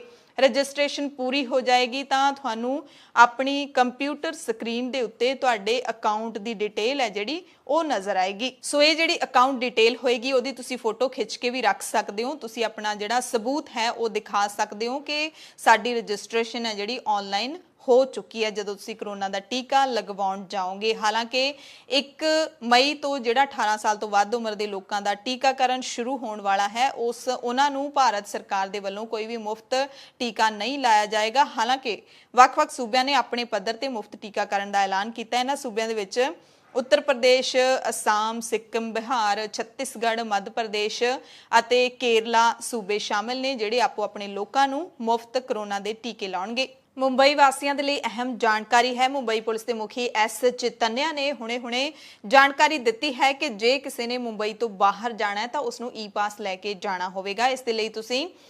covid19.mhpolice.in ਦੀ ਵੈਬਸਾਈਟ ਤੇ ਅਰਜ਼ੀ ਦਾਖਲ ਕਰ ਸਕਦੇ ਹੋ। ਜਿਹੜਾ ਪਾਸ ਤੁਹਾਨੂੰ ਮਿਲੇਗਾ ਉਹ ਜਾਂ ਤੁਸੀਂ ਆਪਣੇ ਫੋਨ 'ਚ ਰੱਖ ਸਕਦੇ ਹੋ ਜਾਂ ਫਿਰ ਉਸ ਦੀ ਕਾਪੀ ਪ੍ਰਿੰਟ ਕਰਵਾ ਕੇ ਆਪਣੀ ਗੱਡੀ ਤੇ ਲਾ ਸਕਦੇ ਹੋ, ਆਪਣੇ ਵਾਹਨ ਤੇ ਲਾ ਸਕਦੇ ਹੋ। ਤੇ ਇਸ ਪਾਸ ਦੇ ਨਾਲ ਤੁਸੀਂ ਸ਼ਹਿਰ ਦੇ ਅੰਦਰ ਨਹੀਂ ਘੁੰਮ ਸਕਦੇ, ਬਾਹਰ ਜਾਣਾ ਉਹਨਾਂ ਦੇ ਲਈ ਹੀ ਇਹ ਪਾਸ ਦਿੱਤਾ ਗਿਆ ਹੈ।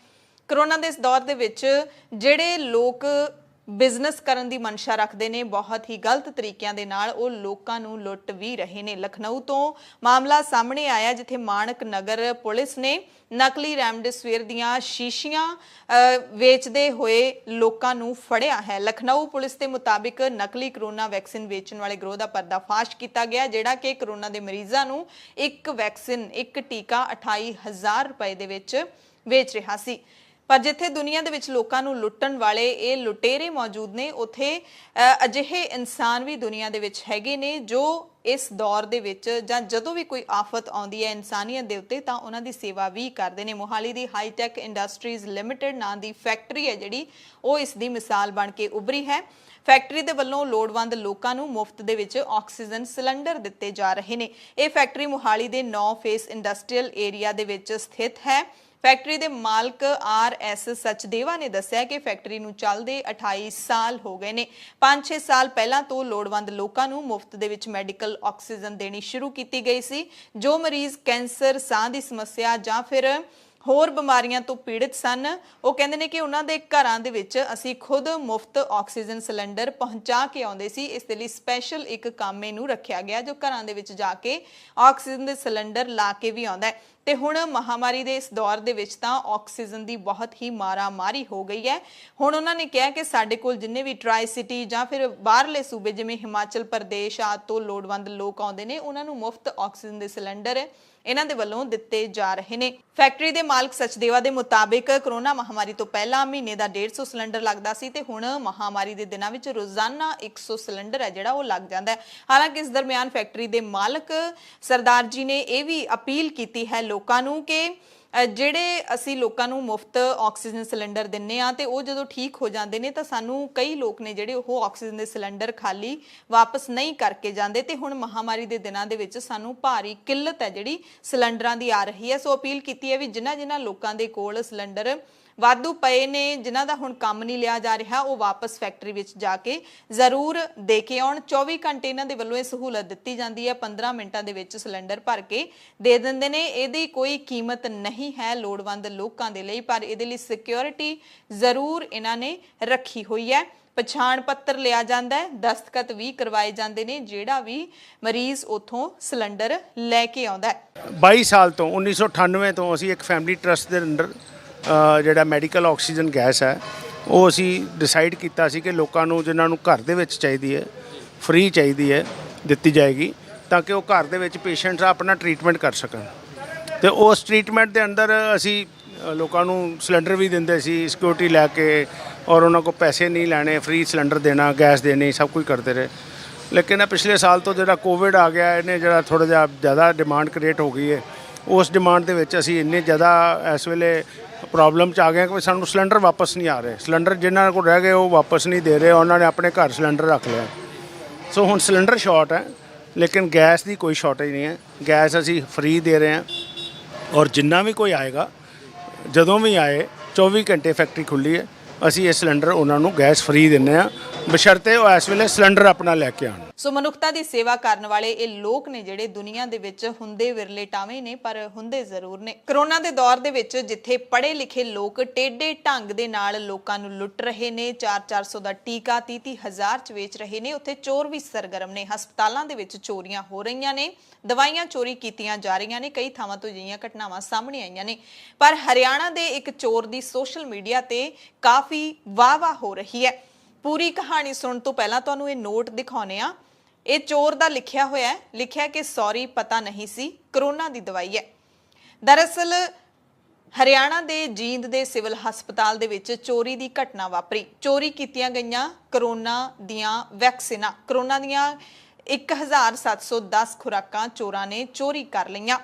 ਪਰ ਉਸ ਤੋਂ ਬਾਅਦ ਜੋ ਕੁਝ ਹੋਇਆ, ਲੋਕ ਇਸ ਚੋਰ ਦੀ ਵਾਹ-ਵਾਹ ਜ਼ਰੂਰ ਕਰ ਰਹੇ ਨੇ।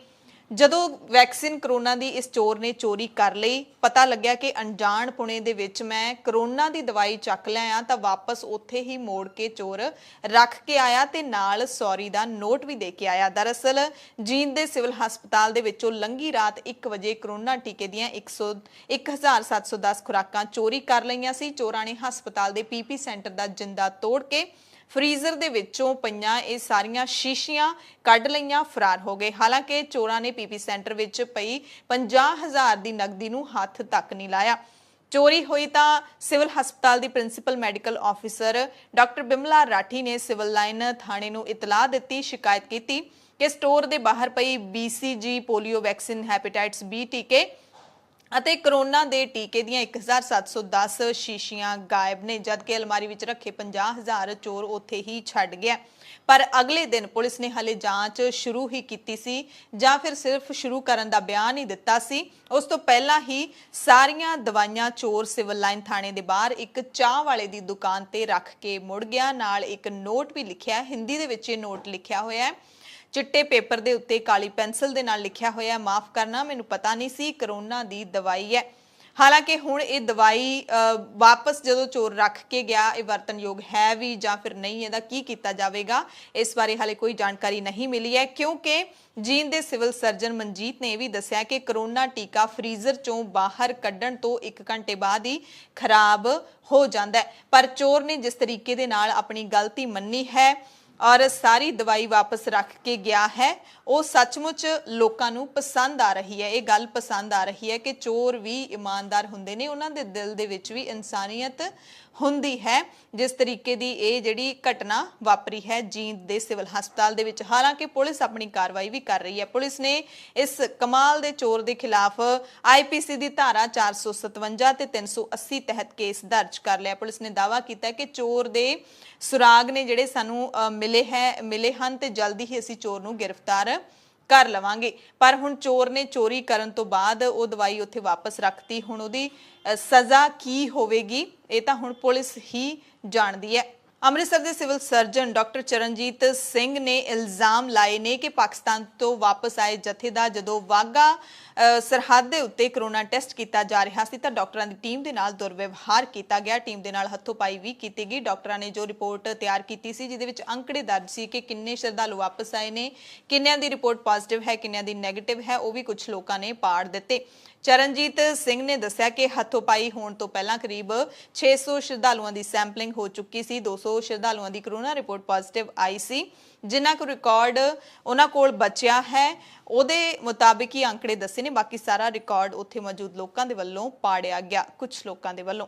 ਮੁੱਖ ਮੰਤਰੀ ਕੈਪਟਨ ਅਮਰਿੰਦਰ ਸਿੰਘ ਨੇ ਪੰਜਾਬ ਦੇ ਵਿੱਚ 400 ਨਰਸਾਂ ਦੀ ਭਰਤੀ ਕਰਨ ਦਾ ਐਲਾਨ ਕੀਤਾ ਹੈ। ਸਰਕਾਰੀ ਹਸਪਤਾਲਾਂ ਦੇ ਵਿੱਚ 400 ਨਰਸਾਂ ਦੀ ਭਰਤੀ ਕੀਤੀ ਜਾਏਗੀ। 140 ਟੈਕਨੀਸ਼ੀਅਨਾਂ ਦੀ ਭਰਤੀ ਦੇ ਵੀ ਹੁਕਮ ਕੈਪਟਨ ਅਮਰਿੰਦਰ ਸਿੰਘ ਨੇ ਦੇ ਦਿੱਤੇ ਨੇ। ਕੈਨੇਡਾ ਦੀ ਵੈਨਕੂਵਰ ਸਿਟੀ ਕੌਂਸਲ ਨੇ ਕਿਸਾਨਾਂ ਦੇ ਹੱਕ ਦੇ ਵਿੱਚ ਕੈਨੇਡਾ ਦੇ ਪ੍ਰਧਾਨ ਮੰਤਰੀ ਜਸਟਿਨ ਟਰੂਡੋ ਅਤੇ BC ਦੇ ਪ੍ਰੀਮੀਅਰ ਜੌਨ ਹਾਰਗਨ ਨੂੰ ਚਿੱਠੀਆਂ ਭੇਜੀਆਂ ਨੇ, ਜਿਸ ਵਿੱਚ ਉਹਨਾਂ ਨੂੰ ਬੇਨਤੀ ਕੀਤੀ ਗਈ ਹੈ ਕਿ ਕੈਨੇਡਾ ਸਰਕਾਰ ਭਾਰਤ ਵਿੱਚ ਚੱਲ ਰਹੇ ਕਿਸਾਨਾਂ ਦੇ ਸ਼ਾਂਤੀਪੂਰਨ ਵਿਰੋਧ ਪ੍ਰਦਰਸ਼ਨ ਤੇ ਸੰਘਰਸ਼ ਸੰਬੰਧੀ ਭਾਰਤ ਸਰਕਾਰ ਕੋਲ ਮੁੱਦਾ ਚੁੱਕੇ ਤੇ ਆਪਣੀ ਚਿੰਤਾ ਦਾ ਪ੍ਰਗਟਾਵਾ ਕਰੇ। ਵੈਨਕੂਵਰ ਸਿਟੀ ਕੌਂਸਲ ਨੇ ਕਿਹਾ ਹੈ ਕਿ ਅਸੀਂ ਭਾਰਤੀ ਕਿਸਾਨਾਂ ਦੇ ਨਾਲ ਖੜੇ ਹਾਂ। ਭਾਰਤ ਦੇ ਕਿਸਾਨਾਂ ਨੂੰ ਸਮਰਥਨ ਦੇਣ ਲਈ ਆਵਾਜ਼ ਚੁੱਕਣਾ ਇਸ ਸਿਧਾਂਤ ਦਾ ਸਮਰਥਨ ਕਰਦਾ ਹੈ ਕਿ ਕੈਨੇਡਾ ਅਤੇ ਦੁਨੀਆ ਭਰ ਵਿੱਚ ਕਿਸਾਨ ਕਿਸੇ ਵੀ ਦੇਸ਼ ਦੇ ਸਮਾਜਿਕ ਤਾਣੇ ਬਾਣੇ ਦੇ ਲਈ ਲਾਜ਼ਮੀ ਹਨ ਅਤੇ ਕਿਸਾਨਾਂ ਦਾ ਸਹਿਯੋਗ ਅਤੇ ਸੁਰੱਖਿਆ ਹੋਣੀ ਬਹੁਤ ਜ਼ਰੂਰੀ ਹੈ, ਚਾਹੇ ਉਹ ਦੁਨੀਆ ਦੇ ਕਿਸੇ ਵੀ ਕੋਨੇ ਵਿੱਚ ਵਸਦੇ ਹੋਣ, ਕਿਉਂਕਿ ਪੂਰੀ ਦੁਨੀਆ ਨੂੰ ਕਿਸਾਨ ਹੀ ਰੋਟੀ ਹੈ ਜਿਹੜੀ ਖਾਣ ਪੀਣ ਦੀਆਂ ਵਸਤੂਆਂ ਨੇ ਉਹ ਕਿਸਾਨ ਹੀ ਮੁਹੱਈਆ ਕਰਵਾਉਂਦੇ ਨੇ। ਨਵਜੋਤ ਸਿੰਘ ਸਿੱਧੂ ਸ੍ਰੀ ਗੁਰੂ ਗ੍ਰੰਥ ਸਾਹਿਬ ਜੀ ਦੀ ਬੇਅਦਬੀ ਦੇ ਮਸਲੇ ਦੇ ਉੱਤੇ ਲਗਾਤਾਰ ਬਿਆਨਬਾਜ਼ੀ ਕਰ ਰਹੇ ਨੇ ਤੇ ਅਹਿਮ ਗੱਲ ਇਹ ਹੈ ਕਿ ਨਿਤ ਦਿਨ ਉਹ ਪੰਜਾਬ ਦੇ ਮੁੱਖ ਮੰਤਰੀ ਕੈਪਟਨ ਅਮਰਿੰਦਰ ਸਿੰਘ ਬਾਰੇ ਸਿੱਧੇ ਜਾਂ ਅਸਿੱਧੇ ਤੌਰ ਤੇ ਬਿਆਨ ਦੇ ਰਹੇ ਨੇ। ਹੁਣ ਉਹਨਾਂ ਨੇ ਟਵੀਟ ਕਰਕੇ ਕਿਹਾ ਹੈ ਕਿ ਕੀ ਗ੍ਰਹਿ ਮੰਤਰੀ ਲਈ ਬੇਅਦਬੀ ਕੇਸ ਸਭ ਤੋਂ ਅਹਿਮ ਨਹੀਂ ਸੀ। ਆਪਣੀ ਜ਼ਿੰਮੇਵਾਰੀ ਕਿਸੇ ਸਿਰ ਮੜਨੀ ਅਤੇ ਕੇਵਲ ਐਡਵੋਕੇਟ ਜਨਰਲ ਅਤੁਲ ਨੰਦਾ ਨੂੰ ਹੀ ਬਲੀ ਦਾ ਬੱਕਰਾ ਬਣਾਉਣ ਦਾ ਮਤਲਬ ਹੈ ਕਿ ਨਜ਼ਰਸਾਨੀ ਦਾ ਕੰਟਰੋਲ ਕਾਰਜਕਾਰੀ ਅਥਾਰਟੀ ਦੇ ਹੱਕਾਂ ਵਿੱਚ ਨਹੀਂ ਹੈ। ਫਿਰ AG ਦੀ ਲਗਾਮ ਕਿਸ ਦੇ ਹੱਥ ਹੈ? ਜ਼ਿੰਮੇਵਾਰੀਆਂ ਤੋਂ ਭੱਜਣ ਦੀ ਇਸ ਖੇਡ ਵਿੱਚ ਲੀਗਲ ਟੀਮ ਦੇ ਮੈਂਬਰ ਤਾਂ ਮਹਿਜ਼ ਪਿਆਦੇ ਨੇ। ਇਸ ਟਵੀਟ ਦਾ ਮਤਲਬ ਇਹ ਨਿਕਲਦਾ ਹੈ ਕਿ ਗ੍ਰਹਿ ਮੰਤਰੀ ਸੂਬੇ ਦੇ ਗ੍ਰਹਿ ਮੰਤਰੀ ਇਸ ਵਕਤ ਪੰਜਾਬ ਦੇ ਮੁੱਖ ਮੰਤਰੀ ਕੈਪਟਨ ਅਮਰਿੰਦਰ ਸਿੰਘ ਹੀ ਨੇ। ਹਾਲਾਂਕਿ ਨਾਮ ਇੱਕ ਵੀ ਥਾਂ ਨਹੀਂ ਉਹਨਾਂ ਨੇ ਲਿਆ ਜਿਵੇਂ ਹਮੇਸ਼ਾ ਕਰਦੇ ਨੇ, ਪਰ ਮਤਲਬ ਤੇ ਨਿਸ਼ਾਨਾ ਸਿੱਧਾ ਕੈਪਟਨ ਅਮਰਿੰਦਰ ਸਿੰਘ ਤੇ ਹੀ ਲੱਗਦਾ ਹੈ। ਤੇ ਜਦੋਂ ਨਵਜੋਤ ਸਿੰਘ ਸਿੱਧੂ ਨੇ ਇਹ ਟਵੀਟ ਕੀਤਾ ਹੈ ਤਾਂ ਉਹਨਾਂ ਦੀ ਹੀ ਸਰਕਾਰ ਦੇ ਜਿਹੜੇ ਲੀਡਰ ਹੈਗੇ ਨੇ ਪੰਜਾਬ ਦੇ ਵਿੱਚ, ਕਾਂਗਰਸ ਦੇ ਜਿਹੜੇ ਲੀਡਰ ਹੈਗੇ ਨੇ ਉਹ ਪੂਰੀ ਤਰ੍ਹਾਂ ਦੇ ਨਾਲ ਖਿੱਚ ਗਏ ਨੇ। ਨਵਜੋਤ ਸਿੱਧੂ ਦੀ ਬਿਆਨਬਾਜ਼ੀ ਤੋਂ ਖਿਜੇ ਕਾਂਗਰਸੀਆਂ ਨੇ ਹਾਈ ਕਮਾਨ ਨੂੰ ਚਿੱਠੀ ਵੀ ਲਿਖ ਦਿੱਤੀ ਹੈ। ਕਾਂਗਰਸ ਵਿਧਾਇਕ ਰਾਜਕੁਮਾਰ ਵੇਰਕਾ ਨੇ ਹਾਈ ਕਮਾਨ ਨੂੰ ਚਿੱਠੀ ਲਿਖ ਕੇ ਲੀਡਰਾਂ ਨੂੰ ਬਿਆਨਬਾਜ਼ੀਆਂ ਕਰਨ ਤੋਂ ਵਰਜਣ ਦੀ ਅਪੀਲ ਕੀਤੀ ਹੈ। ਵੇਰਕਾ ਨੇ ਕਿਹਾ ਕਿ ਪਾਰਟੀ ਦੇ ਅੰਦਰੂਨੀ ਮਾਮਲਿਆਂ ਤੇ ਸਾਰੇ ਲੀਡਰਾਂ ਨੂੰ ਹਦਾਇਤ ਜਾਰੀ ਕੀਤੀ ਜਾਵੇ ਕਿ ਬਿਆਨਬਾਜ਼ੀਆਂ ਨਾ ਕੀਤੀਆਂ ਜਾਣ। ਪਾਰਟੀ ਦੇ ਅੰਦਰੂਨੀ ਮਾਮਲੇ ਪਾਰਟੀ ਪੱਧਰ ਤੇ ਹੀ ਨਿਬੇੜੇ ਜਾਣ। ਉਹਨਾਂ ਕਿਹਾ ਕਿ ਇਹ ਵੇਲਾ ਬਿਆਨਬਾਜ਼ੀਆਂ ਕਰਨ ਦਾ ਨਹੀਂ ਹੈ, ਬਲਕਿ ਕਿਸਾਨੀ ਮਸਲੇ ਦਾ ਹੱਲ ਅਤੇ ਕਰੋਨਾ ਮਹਾਮਾਰੀ ਤੋਂ ਬਚਾਅ ਲਈ ਕੋਈ ਹੱਲ ਕੱਢਣ ਦਾ ਸਮਾਂ ਹੈ। ਇਸ ਮੁੱਦੇ ਤੇ ਸਿਆਸਤ ਨਹੀਂ ਹੋਣੀ ਚਾਹੀਦੀ। ਤੇ ਕਾਂਗਰਸ ਦੇ ਸੰਸਦ ਮੈਂਬਰ ਰਵਨੀਤ ਸਿੰਘ ਬਿੱਟੂ ਵੀ ਹੁਣ ਸਿੱਧੂ ਦੇ ਖਿਲਾਫ ਖੜੇ ਹੋ ਗਏ ਨੇ। ਹਾਲਾਂਕਿ ਰਵਨੀਤ ਬਿੱਟੂ ਨੇ ਖੁਦ ਪਿਛਲੇ ਦਿਨੀ ਬੇਅਦਬੀ ਦੇ ਮਸਲੇ ਦੇ ਉੱਤੇ ਕੈਪਟਨ ਅਮਰਿੰਦਰ ਸਿੰਘ ਨੂੰ ਨਸੀਹਤ ਦਿੱਤੀ ਸੀ ਕਿ ਜੇ ਇਸ ਮਸਲੇ ਦੇ ਵਿੱਚ ਕੋਈ ਇਨਸਾਫ ਨਾ ਮਿਲਿਆ ਤਾਂ ਲੋਕ ਤੁਹਾਨੂੰ ਪਿੰਡਾਂ 'ਚ ਵੜਨ ਨਹੀਂ ਦੇਣਗੇ।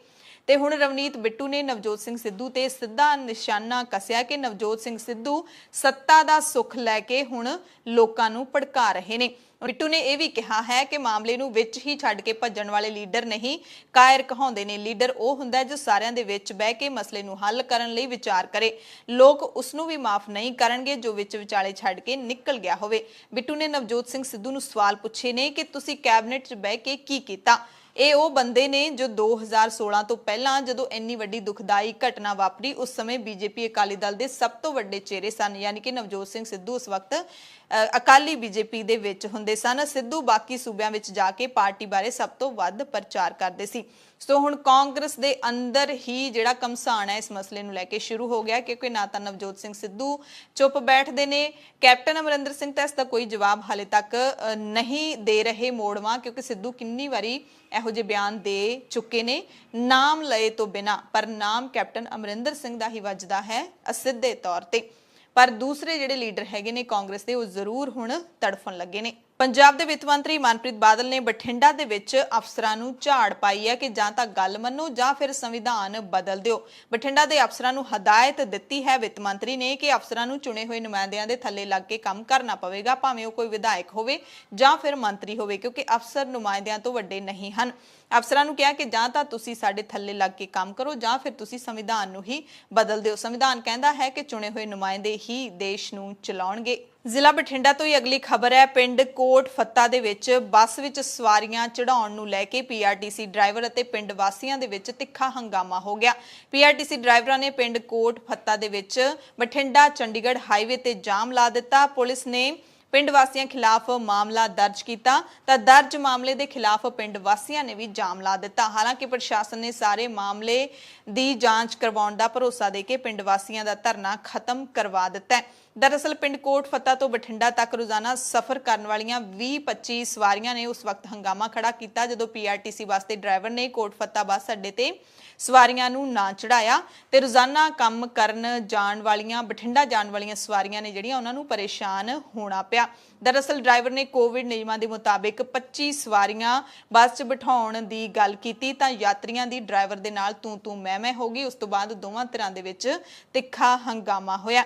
ਹਾਲਾਂਕਿ ਇਹਨਾਂ ਦਿਨਾਂ ਦੇ ਵਿੱਚ ਲੋਕ ਜ਼ਿਆਦਾਤਰ ਪੀਆਰਟੀਸੀ ਯਾਨੀ ਕਿ ਸਰਕਾਰੀ ਬੱਸਾਂ ਵਿੱਚ ਚੜ੍ਹਨ ਨੂੰ ਹੀ ਤਵੱਜੋ ਦੇ ਰਹੇ ਨੇ, ਕਿਉਂਕਿ ਕੈਪਟਨ ਅਮਰਿੰਦਰ ਸਿੰਘ ਨੇ ਸੂਬੇ ਦੇ ਵਿੱਚ ਜਿਹੜਾ ਔਰਤਾਂ ਦੇ ਲਈ ਮੁਫਤ ਸਫ਼ਰ ਦਾ ਐਲਾਨ ਕੀਤਾ ਹੈ ਉਸ ਦੇ ਨਾਲ ਇੱਕ ਬਖੇੜਾ ਜ਼ਰੂਰ ਖੜਾ ਹੋ ਗਿਆ। ਪ੍ਰਾਈਵੇਟ ਬੱਸਾਂ ਖਾਲੀ ਜਾਂਦੀਆਂ ਨੇ ਤੇ ਰੋਡਵੇਜ਼ ਦੀਆਂ ਬੱਸਾਂ ਨੱਕੋ ਨੱਕ ਭਰੀਆਂ ਹੁੰਦੀਆਂ ਨੇ। ਪੰਜਾਬ ਦੇ ਮੁੱਖ ਮੰਤਰੀ ਕੈਪਟਨ ਅਮਰਿੰਦਰ ਸਿੰਘ ਨੇ ਸ਼੍ਰੀ ਗੁਰੂ ਤੇਗ ਬਹਾਦਰ ਸਾਹਿਬ ਦੇ 400ਵੇਂ ਪ੍ਰਕਾਸ਼ ਪੁਰਬ ਨੂੰ ਸਮਰਪਿਤ 28 ਅਪ੍ਰੈਲ ਨੂੰ ਟੀਵੀ ਅਤੇ ਸੋਸ਼ਲ ਮੀਡੀਆ ਤੇ ਵਰਚੁਅਲ ਸਮਾਗਮ ਕਰਵਾਉਣ ਦਾ ਐਲਾਨ ਕੀਤਾ ਹੈ। ਉਹਨਾਂ ਨੇ ਕਿਹਾ ਕਿ ਬਿਨਾਂ ਕਿਸੇ ਜਨਤਕ ਇਕੱਠ ਦੇ ਇਸ ਪ੍ਰਕਾਸ਼ ਪੁਰਬ ਨੂੰ ਮਨਾਉਣ ਲਈ ਅਸੀਂ ਸ਼੍ਰੋਮਣੀ ਗੁਰਦੁਆਰਾ ਪ੍ਰਬੰਧਕ ਕਮੇਟੀ ਦੀ ਪ੍ਰਧਾਨ ਬੀਬੀ ਜਗੀਰ ਕੌਰ ਦੇ ਨਾਲ ਸਲਾਹ ਕਰਾਂਗੇ। ਹਿਮਾਚਲ ਪ੍ਰਦੇਸ਼ ਦੇ ਵੱਖ-ਵੱਖ ਜ਼ਿਲ੍ਹਿਆਂ ਦੇ ਵਿੱਚ ਭਾਰੀ ਬਰਫ਼ਬਾਰੀ ਹੋ ਰਹੀ ਹੈ। ਸ਼ਿਮਲਾ ਦੇ ਸੈਲਾਨੀ ਕੇਂਦਰ ਨਾਰਕੰਡਾ ਦੇ ਵਿੱਚ ਭਾਰੀ ਬਰਫ਼ਬਾਰੀ ਹੋਈ, ਜਿਸ ਕਾਰਨ ਪੂਰੇ ਉੱਤਰੀ ਖਿੱਤੇ ਵਿੱਚ ਅਪ੍ਰੈਲ ਮਹੀਨੇ ਵਿੱਚ ਵੀ ਮੌਸਮ ਠੰਡਾ ਹੋ ਗਿਆ। ਕਈ ਪਿੰਡਾਂ ਦੇ ਵਿੱਚ ਵੀ ਬਰਫ਼ ਦੀਆਂ ਚਿੱਟੀਆਂ ਚਾਦਰਾਂ ਵਿਛ ਗਈਆਂ ਅਤੇ ਨਾਰਕੰਡਾ ਦੇ ਵਿੱਚ ਬਰਫ਼ਬਾਰੀ ਦੇ ਕਾਰਨ ਭਾਰਤ ਤੋਂ ਤਿੱਬਤ ਸੜਕ ਤੇ ਆਵਾਜਾਈ ਪ੍ਰਭਾਵਿਤ ਹੋਈ। ਮਨਾਲੀ ਦੇ ਵਿੱਚ ਵੀ ਸਵੇਰ ਤੋਂ ਲਗਾਤਾਰ ਬਰਫ਼ਬਾਰੀ ਜਾਰੀ ਹੋਣ ਦੀਆਂ ਖਬਰਾਂ ਮਿਲ ਰਹੀਆਂ ਨੇ। ਲਾਹੌਲ ਸਪੀਤੀ ਵਿੱਚ ਬਾਰਾਲਾਚਾ ਤੇ ਰੋਹਤਾਂਗ ਦर्रे ਦੇ ਵਿੱਚ ਤਾਪਮਾਨ 0 ਤੋਂ 20 ਡਿਗਰੀ ਹੇਠਾਂ ਡਿੱਗ ਪਿਆ। ਸ਼ਿਮਲਾ ਵਿੱਚ ਲੰਘੀ ਰਾਤ ਤੋਂ ਕਈ ਥਾਵਾਂ ਤੇ ਮੀਂਹ ਪਿਆ ਤੇ ਕਈ ਥਾਵਾਂ ਤੇ ਗੜੇਮਾਰੀ ਵੀ ਹੋਈ। ਸੇਬ ਦੀ ਫਸਲ ਨੁਕਸਾਨੇ ਜਾਣ ਦੀ ਵੀ ਖਬਰ ਮਿਲੀ ਹੈ। ਇਸੇ ਦਰਮਿਆਨ ਹਿਮਾਚਲ ਪ੍ਰਦੇਸ਼ ਦੀ ਰਾਜਧਾਨੀ ਸ਼ਿਮਲਾ ਦੇ ਸੰਜੋਲੀ ਦੇ ਵਿੱਚ ਭਾਰੀ ਮੀਂਹ ਪੈਣ ਕਾਰਨ 5 ਮੰਜ਼ਲਾ ਸਕੂਲ ਦੀ ਇਮਾਰਤ ਢਹਿ ਢੇਰੀ ਹੋ ਗਈ। ਸਕੂਲ ਇਮਾਰਤ ਦੀਆਂ ਨੀਹਾਂ ਲੰਘੇ ਦਿਨ ਹੀ ਨੁਕਸਾਨੀਆਂ ਗਈਆਂ ਸਨ, ਜਿਸ ਕਾਰਨ ਇਮਾਰਤ ਨੂੰ ਪਹਿਲਾਂ ਹੀ ਖਾਲੀ ਕਰ ਦਿੱਤਾ ਗਿਆ ਸੀ ਤੇ ਮੀਂਹ ਕਾਰਨ ਇਮਾਰਤ ਆਪਣੇ ਆਪ ਢਹਿ ਢੇਰੀ ਹੋ ਗਈ। ਆਲੇ ਦੁਆਲੇ ਦੀਆਂ ਇਮਾਰਤਾਂ ਨੂੰ ਵੀ ਨੁਕਸਾਨ ਪਹੁੰਚਿਆ ਹੈ। ਇਸ ਇਮਾਰਤ ਵਿੱਚ ਸਕੂਲ ਚੱਲਦਾ ਸੀ ਜੋ ਕਰੋਨਾ ਕਰਕੇ ਬੰਦ ਕੀਤਾ ਹੋਇਆ ਸੀ। ਪੰਜਾਬ ਦੀਆਂ ਖਾਸ ਖਬਰਾਂ ਦੇ ਖਾਸ ਬੁਲੇਟਿਨ ਦੇ ਵਿੱਚ ਤੁਹਾਡੇ ਸਭ ਤੋਂ ਇਜਾਜ਼ਤ ਚਾਹੁੰਦੇ ਹਾਂ। ਤੁਸੀਂ ਸਾਰੇ ਆਪਣਾ ਧਿਆਨ ਰੱਖਿਓ, ਲੋੜਵੰਦਾਂ ਦੀ ਮਦਦ ਕਰਦੇ ਰਿਹਾ ਕਰੋ। ਧੰਨਵਾਦ।